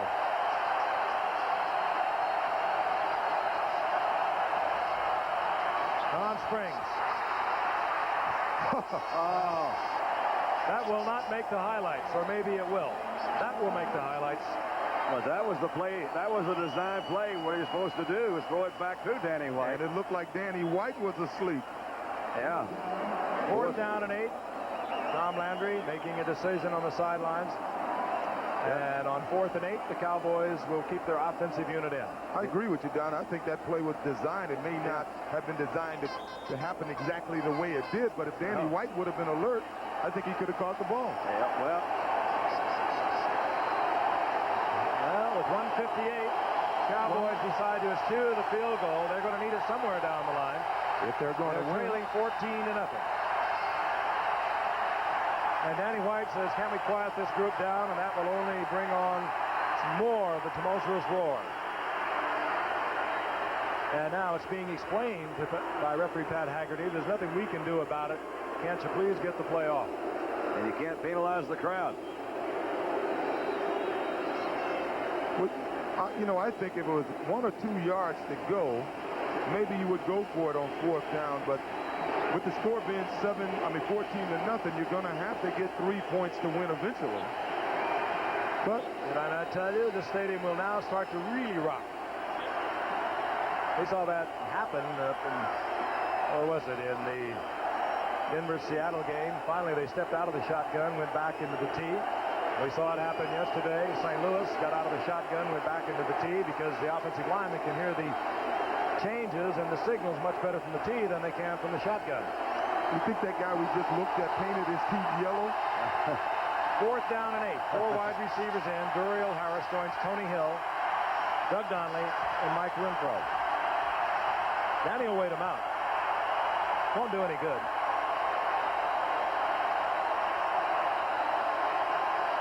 And if I was Danny, I would wait. It's all or nothing for the Cowboys, and the last thing you need is a mistake because you can't hear the call. On 4th down and 8, the play has been called a long time ago. The defense has had plenty of time to look over the offensive set of the Cowboys. Of course, there'll be movement. That's what Danny White's concerned about. Now, he's going to have to move his receivers. 1 or 2 or more will go in motion. Don Shula trying to quiet this crowd. Forget it. And the Lord said, they may listen to this man. May the Lord say, let there be quiet.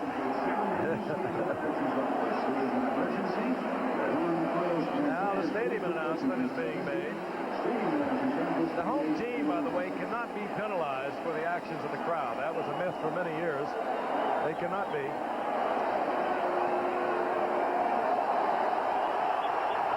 4th and 8. It's louder, if anything. Danny White, 15 of 24, 131 yards, 1 interception.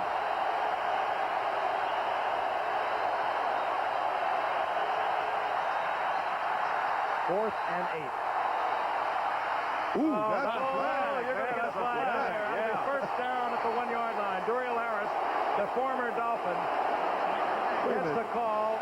I believe it was one of the Blackwoods, Glenn Blackwood, who gave him a little grab. I don't know whether he would have caught it or not, but I've seen Duriel Harris make many circus catches here when he played for the Dolphins for those many years. I'll tell you, this is just frustration we're seeing now on the part of the Cowboys. A little what they call take back from Duriel Harris, you know, when you get traded from a team. Now, let's watch it. Bottom of the screen. That's Duriel Harris splitting the defenders. You see Lyle Blackwood grab him. Who grabbed him. Yeah.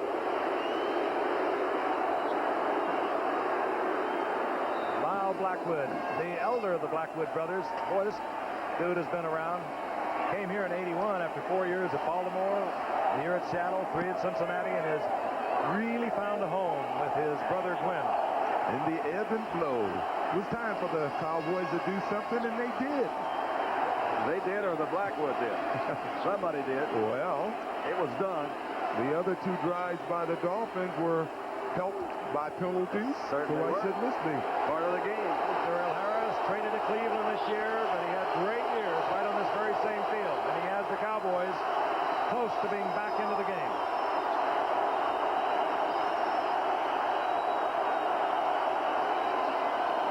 Newsom.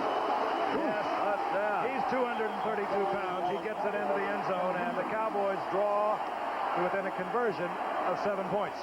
Looked like Jim Taylor on that run. Huh? Put the head down and low. I'll tell you.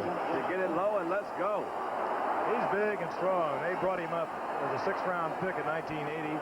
put him at fullback for a year. Then they put him behind Dorsett at tailback, and obviously didn't get into much play. This year they moved him back to fullback, where he really naturally belongs. And he became a starter hit around Springs 3 weeks ago, and he has put the Cowboys back into the football game. But the big call against Lyle Blackwood, working against Duriel Harris, the interference call. Septien makes it a 14-7 game with 1:47 remaining in the third quarter. And for the Cowboys, so much on the line and a little more than a quarter to get it done. The Dallas offense translates a 4th and 8 decision on the part of Tom Landry, with a little help from a pass interference call at the 1-yard line, to a touchdown that puts them right back into this. The lead of the Dolphins now cut to 14-7. Fulton Walker is back for the kick. Raphael Septien. Short kick. Walker will have an opportunity from the 7.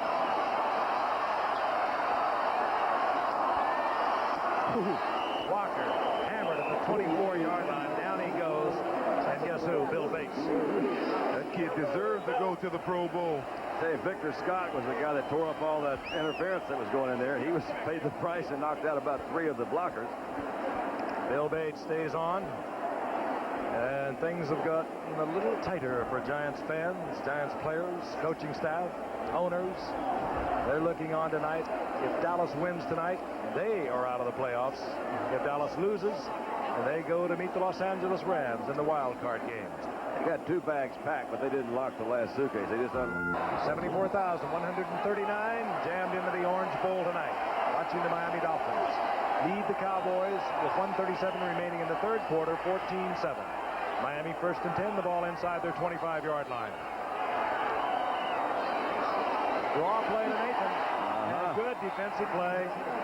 Smerrick, who plays so often on the pass situation for Dallas in place of John Dutton. Quick look at the scoring drive. The key to it, a 4th and 8 call. Landry deciding to forego the field goal. A pass interference of Duriel Harris in the end zone, resulting in the ball being placed first down goal to go at the 1, and from there Timmy Newsom took it in. And what were you going to say? And with every scoring drive tonight, a long yellow line. That's it. Loss of 1 by Nathan. It'll be 2nd down and 11.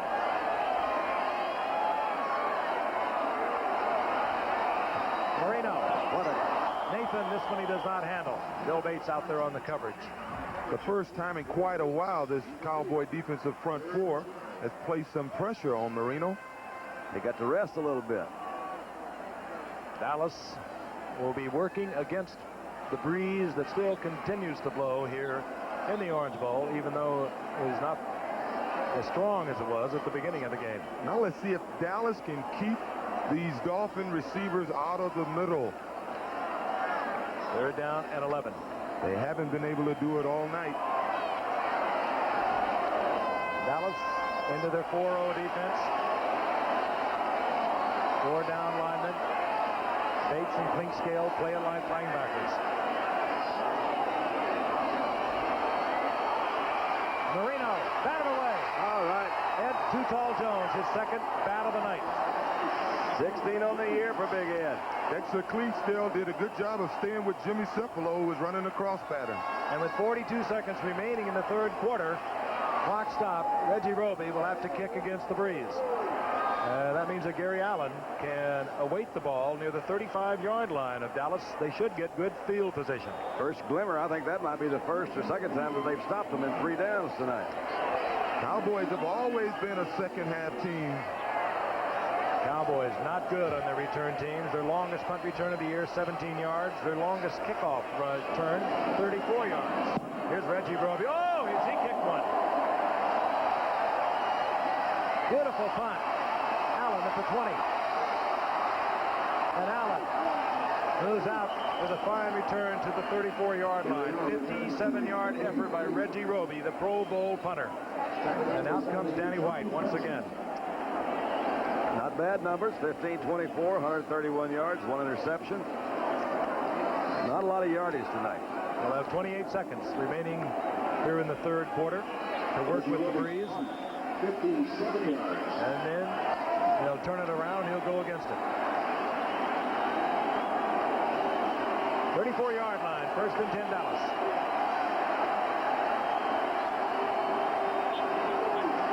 They'll work from the eye.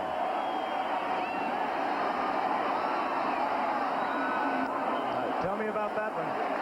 No one was open. I tell you, Don McNeil was all over Doug Donnelly, and I think that may have been his primary receiver, and he just dumped the ball over Doug Cosby's head.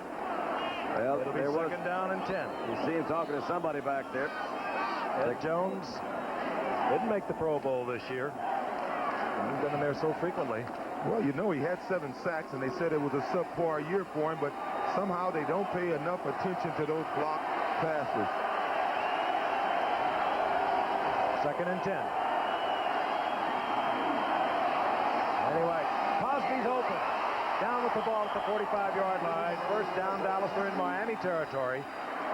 21-yard reception. And the final seconds of the third quarter will tick off before they get another play off. That was the same kind of play that he caught a touchdown. I mean, it's a big pass on that last touchdown drive. Same pattern. We'll be back after this from our stations.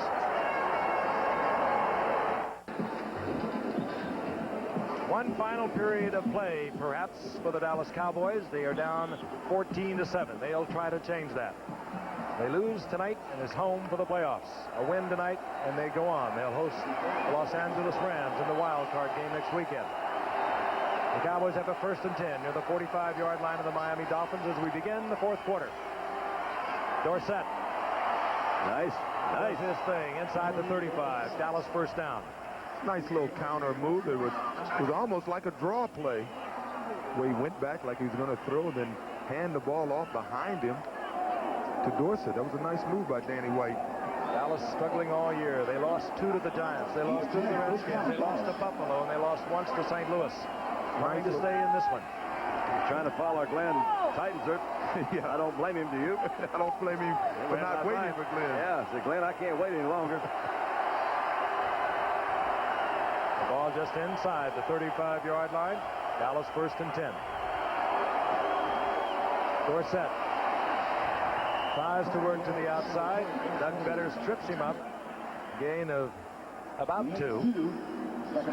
It'll be second down and 8. Not the kind of year you need for a Tony Dorsett when your offensive line is hurt throughout the year, as we look at Gil Brandt, who has brought so many obscure players into this franchise. He was there when Tom Landry became the first coach the Cowboys ever had, along with Tex Schramm. You think of people like Drew Pearson, who retired this past season, free agent. Second and 8. Danny White loses the ball away from the center, falls on it. He's back to the original line of scrimmage. It'll be third down and 10. We'll take a look at the halftime numbers, and then we'll translate through the third quarter for you. Miami pulling away and the edge in yardage, even though the lead has been cut to 14-7. That's through the third quarter. And the records have been falling tonight. Dan Marino having another big night. Sort of misleading, all the records that have been falling, because most of those records by the Miami Dolphin offense and Dan Marino, because the Cowboys have played an excellent defensive game here tonight. They have over the past 3 games. They have played superb defense. I mentioned it earlier. 25 sacks in the last 3 games. Something happened to them after that loss to Buffalo. Perhaps embarrassment. Third and 10. Danny White has it batted away, and he is really nailed. Coming in on the blitz is Paul Langford, but his arm was in motion. It will be, however, fourth down. I would say they wouldn't go for the fourth down situation here. They've got their 1 touchdown. Oh, no, not now. Now, if they bring it in, try to put it out way back. And let the defense play their game. They've been playing well tonight. Miami, how many times this season, one wonders, have they been held to 14 points in 3 quarters? Not many. One of the most explosive offensive teams, and in many respects, the most explosive offensive team in the history of the game. If you want to consider yardage and scores. Mark Clayton will drop. He'll just be guessing with Danny White. Mark Clayton, by the way, was the punt return man for the Dolphins a year ago. This year he's, of course, turned into sensational all-pro receiver. And he's looking for the corner. And it is not what he wanted. Not too bad. At just about the 11-yard line. Now keep in mind, the line of scrimmage was the 31. So there's a gain of 20 on the punt. We'll be back. Prior to tonight, the Miami Dolphins have been held to 14 points on 3 occasions in 15 outings. And in all 3 of those occasions, they went on to win. They lead now 14-7. Those 14 points, of course, going into the 4th quarter, they've been held to that 3 times thus far in the season. They won all of those games. Woody Bennett, flag is down. Linkskell, the safety man, had penetrated deep. Ed Jones was there, no place to go for Woody Bennett. And the Dolphins now, they are beginning to commit the errors. I don't think I'd take that. Me either. Yeah, I don't want to give them any more downs. They got a long way to go anyway. Don Shula, I think he takes great pride in the fact that his team is each year usually the team that is least penalized. Man is fair, decent, honest with the players, that he does not tolerate errors. We have holding, number 74. Offense, decline. Yeah. Second down. Cleveland Green over the right side. He's done a great job filling in for Eric Laxo, who went out in September with a knee injury, as has Roy Foster over in the left guard position for Bob Kuchenberg. We talked about that earlier. But when your quarterback only gets sacked 12 times in 15 games, you know that the offensive line is doing something right, even though you have a quarterback that can get rid of the ball so quickly. 2nd and 10.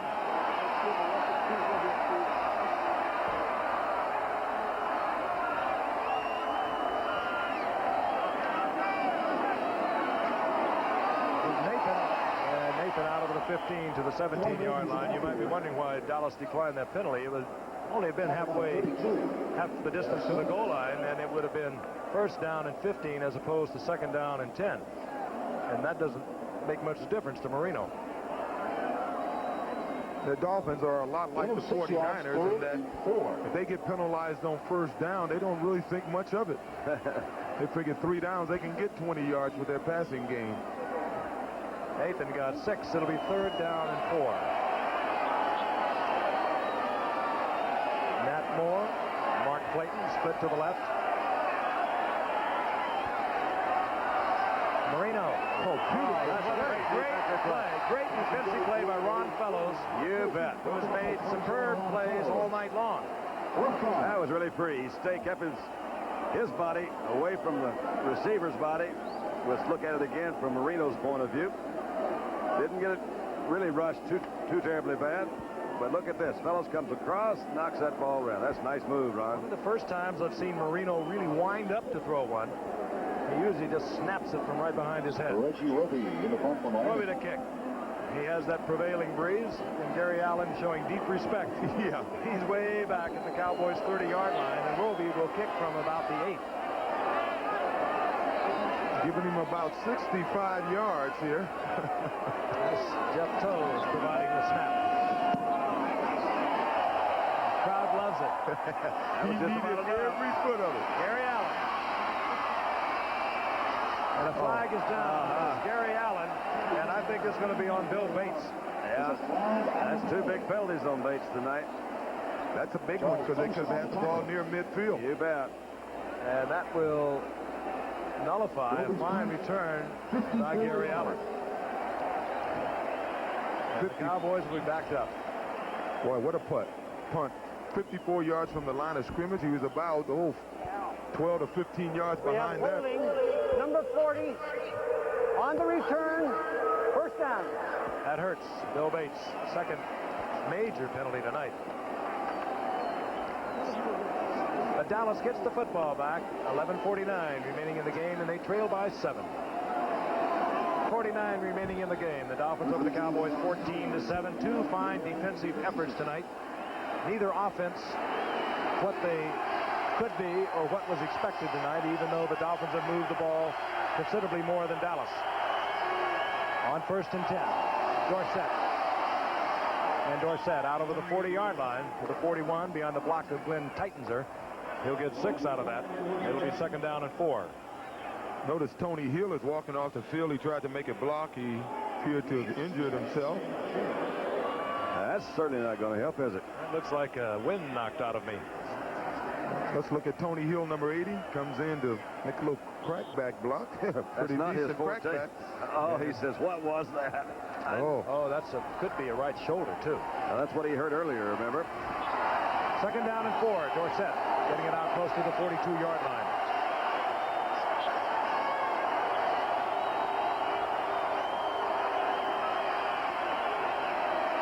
Dorsett to the 45-yard line. He'll be short of the 1st down by about a yard. Hit by Brzezinski and Doug Betters over on the left side of the Dolphins defense. Well, number 86, Dario Harris, is now in the game for the Cowboys, and he should be the most motivated player on the field. He used to play for this Cowboy team, and they would have traded me away with Dan Marino, coming to my team. I would love to stay there. Yeah. We have a Dolphin that is down. And we have been unable to identify him as the Dolphin players have surrounded him. But the medical team has come out. And it's number 73. That's Bob Baumauer. He came into tonight, as I mentioned several times, playing on a very sore ankle. And now they are taking a very concerned look at Bob Baumauer. Good athlete, as I mentioned earlier. Good against the run, also good against the pass. They're working high up on that arm under that shoulder pad, and they sure can't afford to lose him. Meanwhile, we'll try to get a report on Tony Hill's condition, who went out just a few minutes ago. This game takes its toll. We'll look again. Right side of your screen, number 65, Kurt Peterson blocking Bob Baumauer. Ooh, there was that head snap. When Brzezinski, number 59, came in to make the tackle, he hit him and snapped his head. Tony Hill, apparently it was nothing severe. Perhaps the wind knocked out of him. And meanwhile, Bob Baumauer is very slow getting up. He'll be assisted from the field. How many times does a player get hurt when his own teammate comes in on the pile like that? A lot. We saw him stretching out the neck. Hey, when you get there, I'll come off on my own, says Baumauer. A lot of fighters have said that. I can go another round. You get that shot to the head, the neck snaps back, and it feels like electricity all through your body. 3rd down, less than a yard for the Dallas Cowboys. 11:22 remaining in the game. They start the clock again. Short yardage offense for the Cowboys. The 3 tight ends are in.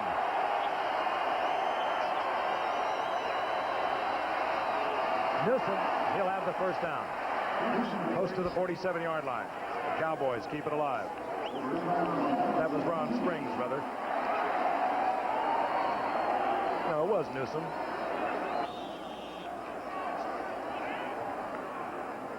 Tony Hill back in the game. 47-yard line, 1st down. Strange game.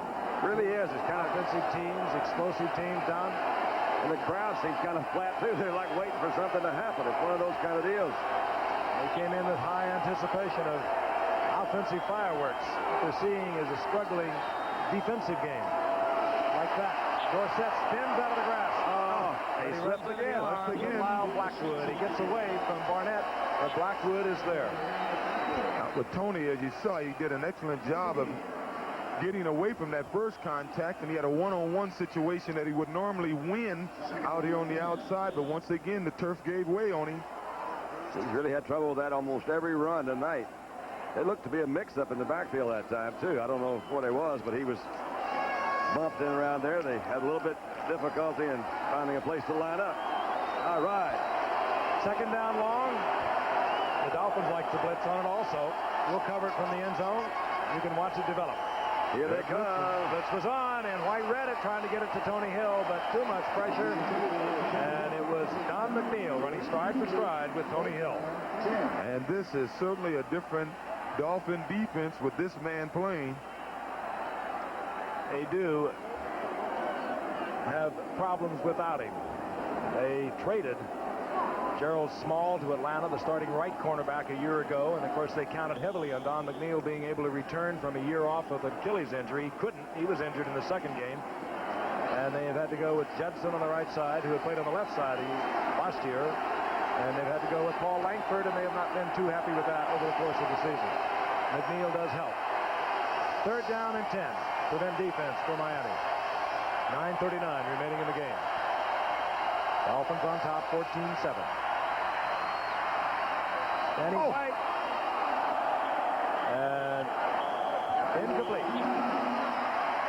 With Duriel Harris, he almost made a circus catch, and once again, as we've seen so often, the turf slipped and Duriel Harris went down.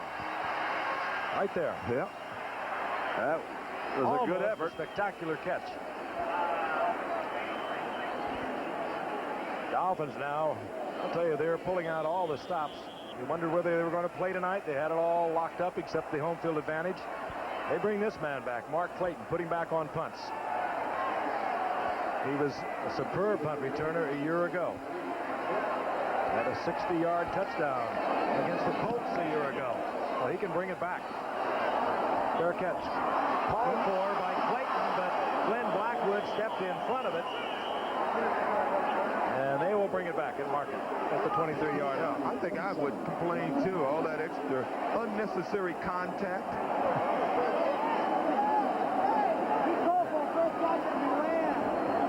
Actually, it was Clayton who called for the fair catch, and it was Blackwood, Glenn Blackwood, who stepped in front and took the ball away from Clayton.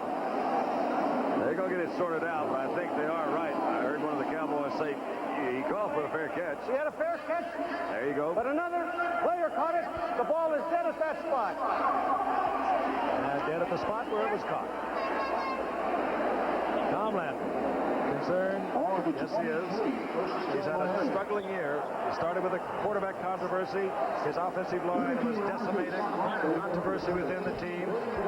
Problems for the year. 17 of the last 18 years, the Dallas Cowboys have been in the playoffs. They trail 14-7. That's the fair catch that I mentioned a moment ago, called by Mark Clayton. And then Glenn Blackwood stepped in front of him and said, hey, I can put something on this. But they mark it where he caught the ball. It'll be 1st down and 10. The Dolphins at their own 23-yard line. It's not a penalty. It should be. Tricking him. Reno shut down here in the second half. He's 6 of 12, 47 yards, and the 1 touchdown.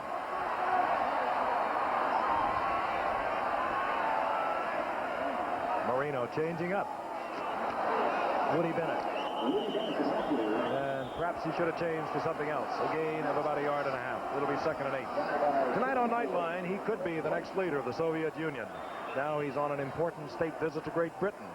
Who is Mikhail Gorbachev? That tonight on Nightline, following your late local news. It's a good move by Jim Jeffcoat that time. That was a perfect example of Dallas's flex defense, where he lines up his defensive end, moves into the inside, met him head up. 2nd down and 8. The ball resting right at the 25-yard line. Inside 9 minutes remaining in the game. And perhaps the Cowboys season. Over the middle. Randy White pressuring, trying to get it to Nathan, and Randy White showing the discipline of a great pro. He pulled up after the ball was delivered. Down 7. That was Bill Bates making the play on Tony Nathan. You can see Randy White's jersey is about the dirtiest one out there, but he says, I just want to bump him. I didn't hit him hard.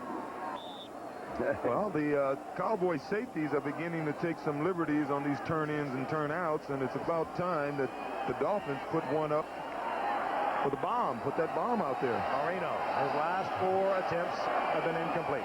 3rd down and 8.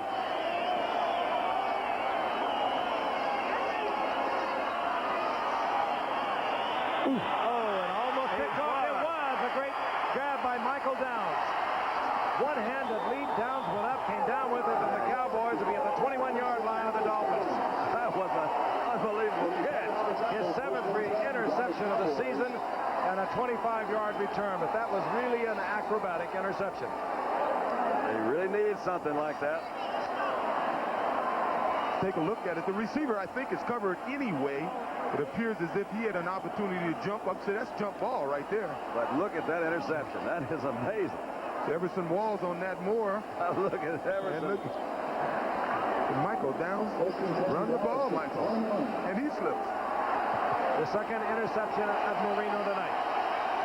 Earlier, Ron Fellows got one, gave the Cowboys an opportunity almost at the same identical field position. They did not capitalize. They desperately need it now. Dorsett, reverse. Tony Hill. Good runner. But the Dolphins string it out, and they hold Tony Hill to a gain of about 7. There's no need to save anything. They're pulling them all out. Reverses. I bet you trying to let pass. They were trying to throw to Danny White a while ago. What do you got going up for us now, Tom? He says. Good call. Good thing number 53, Jay Brophy, a rookie linebacker, he wasn't fooled, and he forced Hill to keep it outside. Didn't let him turn it up for a bigger gain. Shula likes linebackers. His top 4 picks for linebackers this year. Jay Brophy has filled in admirably for A.J. Dewey throughout the season. Second down and 3. Back into the eye. They like to throw from this. White. Donnelly. Or rather, Renfro. And he'll have the first down. Tom's getting serious when he puts his glasses on. Man. One of the few passes that have been completed in Don McNeil's territory tonight. Of course, it was a very safe pass. First down, goal to go. Ball at the 8-yard line. Dolphins bring in a 4-down line now. Barnett joins Baumauer, Fetters, and Bocamper. You know, Giant fans getting a little nervous up in the Northeast. The Cowboys win tonight. That's the end of the season for the Giants. If the Cowboys lose, the Giants become the wild card and move into the playoffs. Dorsett. Good running. Good hard running as Dorsett is inside the 5 to the 4. It'll be second down goal. The irony of the Giants and the Cowboys, as you just mentioned, Frank, the Giants have lost the last 2 ball games, but they've beaten Dallas twice this year. They wondered about that themselves. Yeah, I bet they are. They're waiting on the team that they've beaten twice to lose so they can go. Have not looked as good as they certainly would like to these last 2 weeks. Dorsett 60 yards on 19 tough carries. But they have been all tough carries for Dorsett this year, running behind this line that has been patchwork almost every week. That's why I think it's one of Tony's finest years. Second and goal. All right. His second touchdown of the night, and we are a conversion away from a tie ball game. With 7:28 remaining in the 4th period. Unpack one bag. Don Shula trying to avoid a down-the-line confrontation that could be possible with Denver in Denver should the Miami Dolphins lose tonight. Had him a good hole here, didn't he? Very nice hole. This is just a power play. You see every guy up front take the guy in front of him. Blocked by Rafferty. He is the only member of that offensive line that has started every game, the center. And he turned Baumauer to the outside. Newsom smelled it and drilled it in. Herb Scott had a good block there, too. It took him right across the hole. Septien to tie it up. Just tied at 14 with 7:28 remaining. And things are a little quieter here at the Orange Bowl. The Cowboys have hung in there. They've done it mostly on defense. We'll be back in a moment. Colton Walker has gone to the Miami Dolphin dressing room, and they are looking at a possible fracture of the cheekbone. That's the word we received. Meanwhile, Joe Carter, the rookie from Alabama, will drop back where Fulton Walker ordinarily would be. We've already watched Mark Clayton back on punts where Walker would be. Carter has not returned any kickoffs thus far this season for the Dolphins. 7:28 remaining. We're tied at 14. Septien against the breeze. Nice bounce. You got to cover it, Carter. You got to cover it. That ball is free. So that'll be the touchback. He'll come out to the 20. And Dan Marino has been intercepted twice tonight. Held short here in the second half. And only twice in this young man's career. And it has been spectacular and sparkling as he's been held under 50%. And this has to go down as certainly one of his weakest showings, if not the weakest. Well, he had 2 interceptions, and there were 2 other occasions where the ball could have very well had been intercepted. Woody Bennett, single setback. But they are explosive. On the outside, Duper and Clayton can strike from anywhere. Marino dumps it off to Bennett. Here comes Clinkscale, and he makes a good open field tackle. Tell you, he's a tough cookie, that Clinkscale. He's around that ball. Well, that's the only thing the Dolphins are going to be able to do this quarter, because the Cowboys have done a super job of closing off the center of the football field, and that's what was burning them earlier in the football game. There's still 7:09 remaining in the game. We are tied at 14. Interestingly enough, should this go 5 quarters and end in a tie, both teams would achieve what they came out here to do with a victory, and that is Dallas would get into the playoffs. The Giants are gone, and Miami would also get the home field throughout the AFC playoffs. Tony Nathan.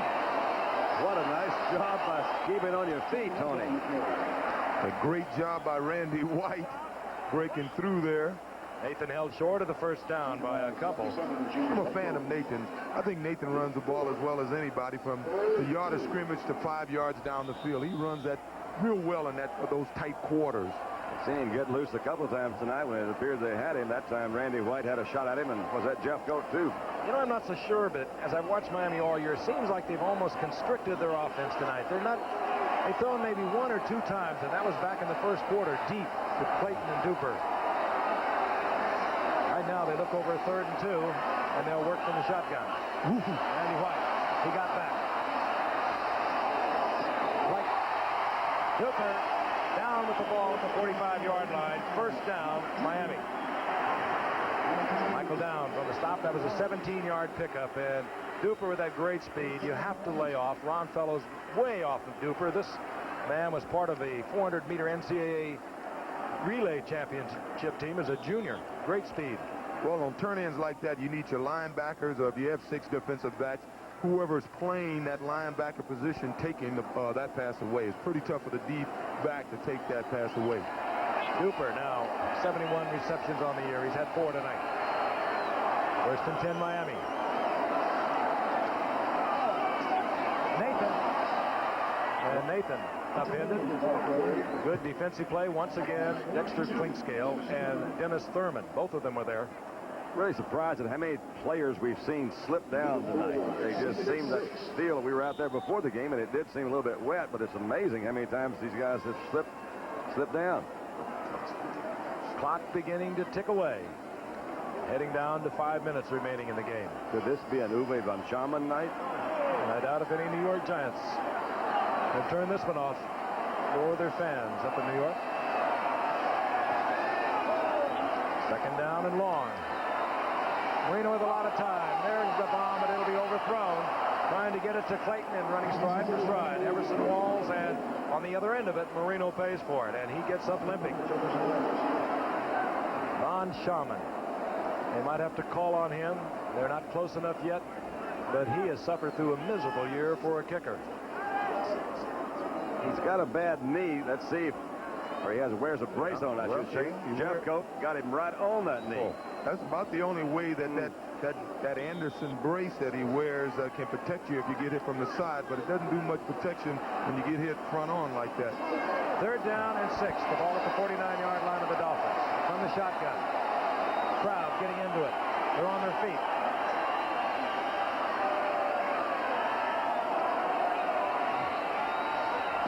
Marino, Nathan, first down, and what a struggle Nathan had getting off the line of scrimmage. Bill Bates was battling him all the way, and Marino just sizzled it in there where Nathan almost had to catch it.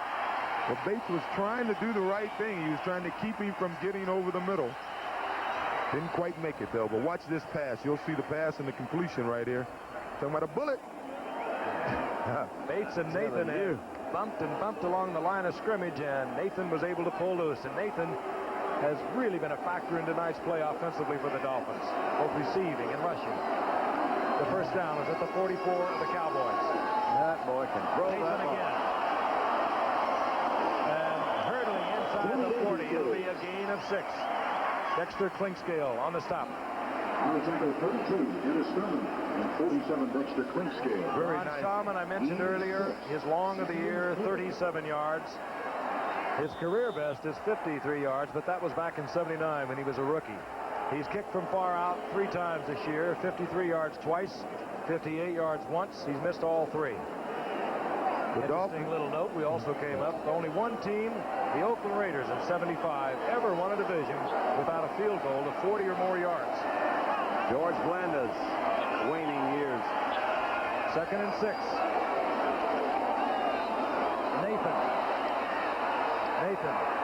works to about the 38-yard line. It'll be 3rd down and about 4, and that will put the Dolphins again in the pass situation.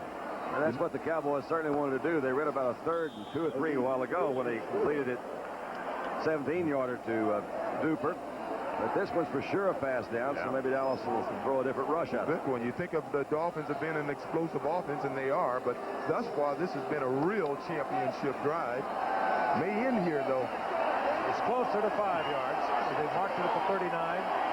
2:45 and the clock is moving. That remains in the game, and the Cowboys show blitz. And they bring it. Goodbye. Clayton. His 17th touchdown of the season. A 39-yard reception. He ties the record of Don Hudson, set in 42, Elroy Hirsch in 51, and Bill Groman in 61. And more than that, he puts the Dolphins on top once again with 2:31 remaining in the game. Hear this crowd.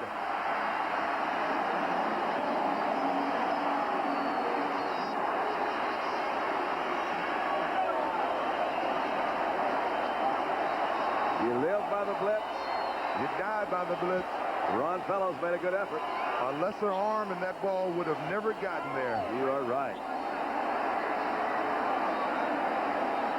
And that pass also puts Dan Marino over 5,000 yards for the single season. Incredible.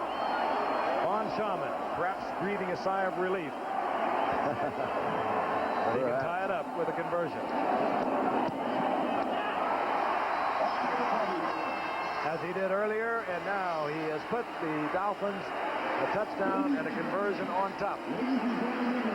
Mark Clayton, what a year you're having, and maybe in the shadow of Dan Marino, but you two have been remarkable. You're going to see a great blitz here. And see the guy up in his face down. As I said, a lesser arm and that ball would have never gotten there. And had to be right there, too, didn't it? Fellows was looking interception. We've seen some unbelievable individual moves tonight. Remember, Marino has downs in his face. Fellows looking for the interception probably could not believe Marino could throw it that accurately. I tell you, Mark Clayton, they love you in New York, kid. Should go there right when the season's over. 8th round pick out of Louisville. They give him a ticker tape for raise. Take Marino with him to give him part of the city. Not over. 2:31 remaining in the game. The Cowboys have battled particularly well on defense tonight. L.A. likes him, too. That was another 3rd down situation the Dolphins hit on there. That's 2 big 3rd down situations where they made the game. One of them was a touchdown. Give them a lot of credit. Those guys are good.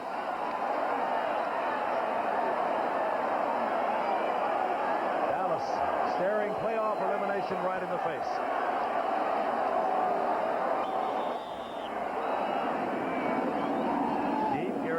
Chuck McSwain, Von Schaman, kicking with the prevailing breeze.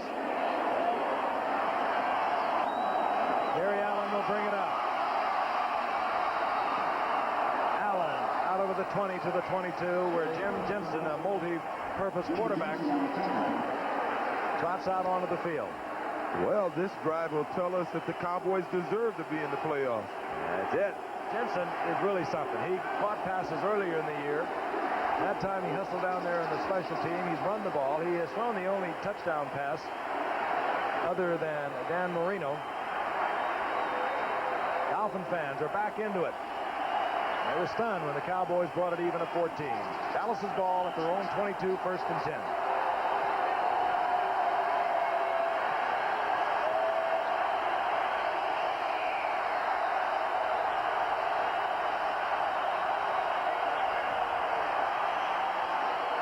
Dorsett And Dorsett will have the first down at the 34-yard line. We'll pause 4 seconds and allow our stations to identify themselves. Channel 10, WPLG, Miami, Fort Lauderdale. Cowboys will probably not get this play off before the 2-minute warning. They do not. We have the 2-minute warning with the Cowboys at 1st and 10. The ball at their own 34-yard line. The Cowboys with 3 timeouts remaining in the game. 2 minutes for possible playoff elimination. 2 minutes remaining in the game. The Dallas Cowboys with the football at the 35-yard line, or just shy of that at the 34. They have a first down and 10. They have 3 timeouts remaining. They have struggled all night offensively. They have fought valiantly defensively, as they have over the past 3 weeks.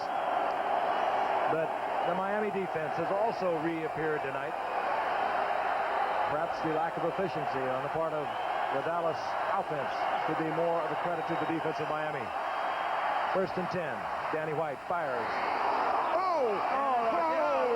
Was he in bounds? That's another Franco Harris move. On the sidelines, Tony Hill. And what a stunning completion. Hill, not the intended receiver. The referee's called it back. And they are going to bring it back, I believe. And that call, a courageous one by the official. He called it real late. His flag is on about the 25-yard line, 27-yard line. Much further downfield than the reception was made. He's in trouble. Dick Creed is the official, the side judge. He was right there in position to see what transpired. We think. A stunning situation. At number 61, that's Dick Creed. He's the side judge. He'll try to work it out with Pat Haggerty. And here is referee Pat Haggerty. The ball was tipped. The player came back in bounds legally and caught the ball for a touchdown. All right. Oh, my gosh. Back in bounds, 66-yard touchdown. Well, the official obviously didn't see the tip. He just knew the player is not allowed to go out of bounds and come in and catch the ball. Let's take a look. The intended receiver was, I can assure you, not Tony Hill. And here's the tip. And here, right there. Oh, is that amazing? Tony was just standing there. James Jones was the intended receiver. The ball tipped away, and there goes Tony Hill, and we are a conversion point away from a tie ball game. You know, they were playing a zone, and I can't understand how Tony could have gotten knocked out of bounds before that time. Well, he's back in bounds, and we're going for another tie. Rafael Seption to tie it up.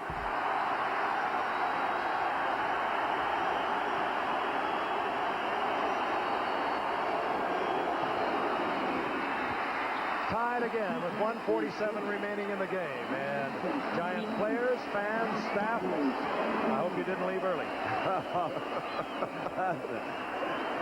Let's see them both again.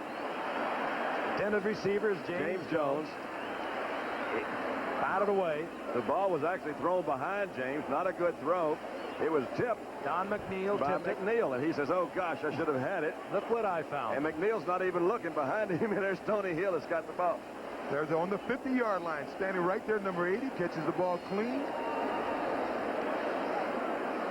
And just stay in bounds, Tony. Just stay in bounds. Why wouldn't he come to the middle of the field? Don't make me nervous, Tony. Oh, I can't believe that. 1:47 remaining. The Dolphins have 3 timeouts. Tony Hill, he has made so many big plays over the years. Missed the first 5 games this season. Injured shoulder in our game earlier.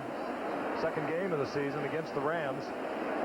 The crowd noise in here is unbelievable. It's like a buzz. Everybody's saying probably the same thing. Can you believe that, or what happened? And for Danny White, it goes in this book as a long completion with an assist. Joe Carter is back, stepped in to kick it off.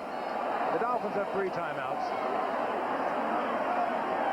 Somebody likes them.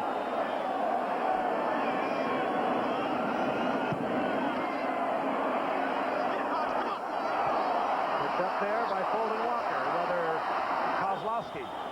Kozlowski moves it up to good field position, 29-yard line. And out comes Dan Marino and company. Say, all right, guys.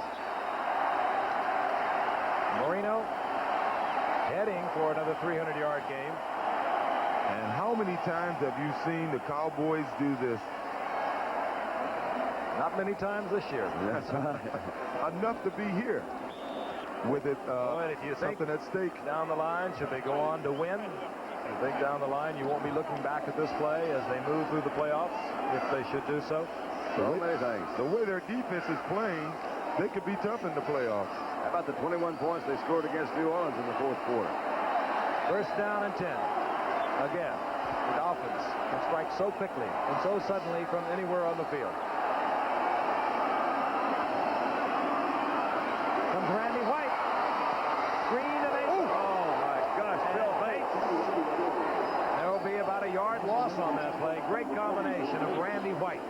They've lived by that through the season. And then Bill Bates, this man, a free agent from Tennessee a year ago. 2nd and 11. Nathan. Taken down. Bill Bates again. Short of the first down. It'll be 3rd down and a long 2. Not off Once again, Von Schaman is back in the barrel. Big 3rd down is going to be up to Bates or Dickerson to try to keep him from running that pattern over the middle. 3rd and 3, and Clayton is wide open. Watch out. And there he goes. Gone. Do you believe it? They can't strike from anywhere. And it's almost... The defensive line is stunned. And the explosive offense we've waited for, we have seen in the last few minutes. It's only almost incidental. Marino has just broken Faust's record for completions. He now has 362, the old Faust mark of 360, and I don't believe Tom Landry believes it. I'm not quite sure Shula does. I don't think I do. 51 seconds remaining. It's still not over. And it was still 3rd down, another 3rd down. And the Giants can pack their bags once again. The most popular man in New York and L.A. right now is Mark Clayton. His 18th touchdown. That broke the record he had tied earlier, set by Don Hudson in 42. Elroy Hirsch in 51. And Bill Groman of the Houston Oilers in 61. Sounds like the old Houston song. Von Schaman, again, has taken a deep breath.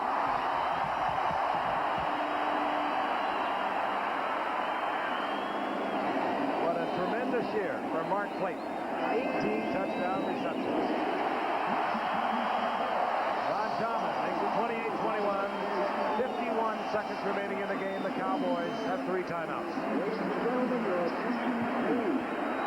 Well, Clayton, I wouldn't go to Denver to ski if I was you. You think he can believe it? An 8th-round draft pick a year ago. They used him running punch back. He only caught 6 passes all last year. Good blocking right there. They gave him plenty of time. 3rd down and about 4 or 5. And he just got into the inside again. You're right. That middle, they're long gone.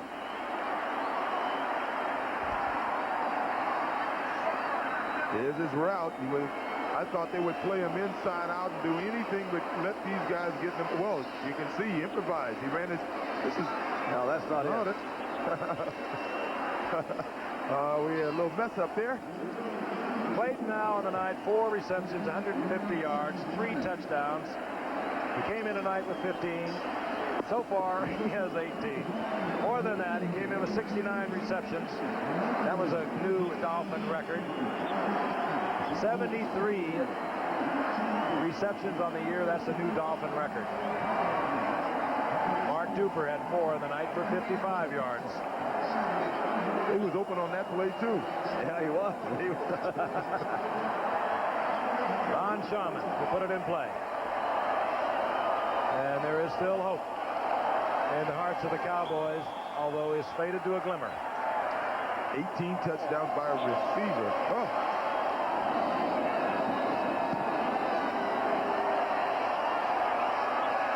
Gary Allen.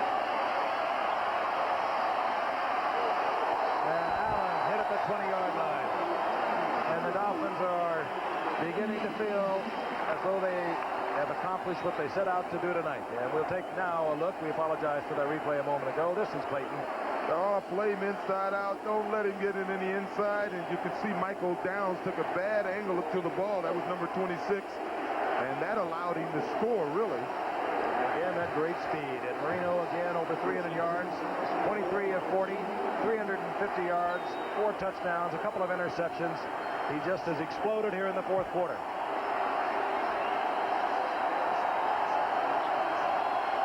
The clock is shaking because the stands are actually shaking that severely.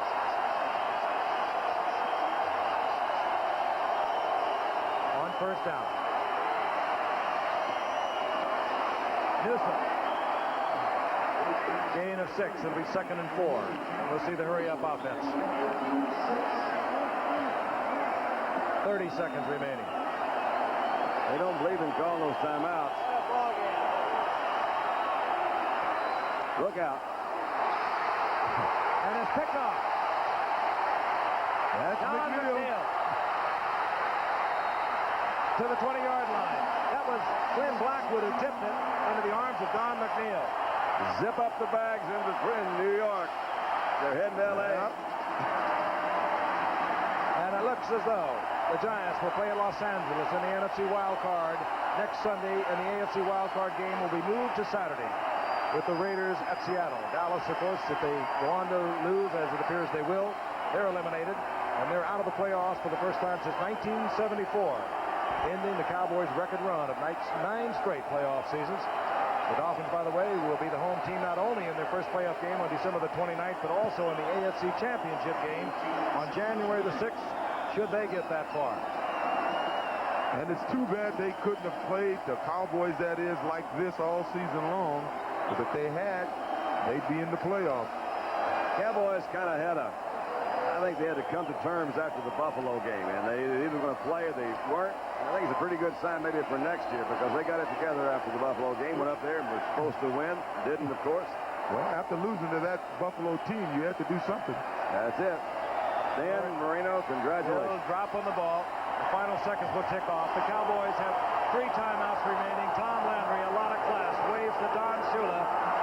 The second and third winningest coach is in the history of the NFL. They are now separated after Landry's 25 years, after Shula's 22 years, by only 3 victories. 3 overall victories. And this young man, what a future. I said it at the top of the show. He could very well, in years to come, turn the NFL record book for passing into his own personal biography. And Mark Clayton, you're not far behind. 3, yes, 3.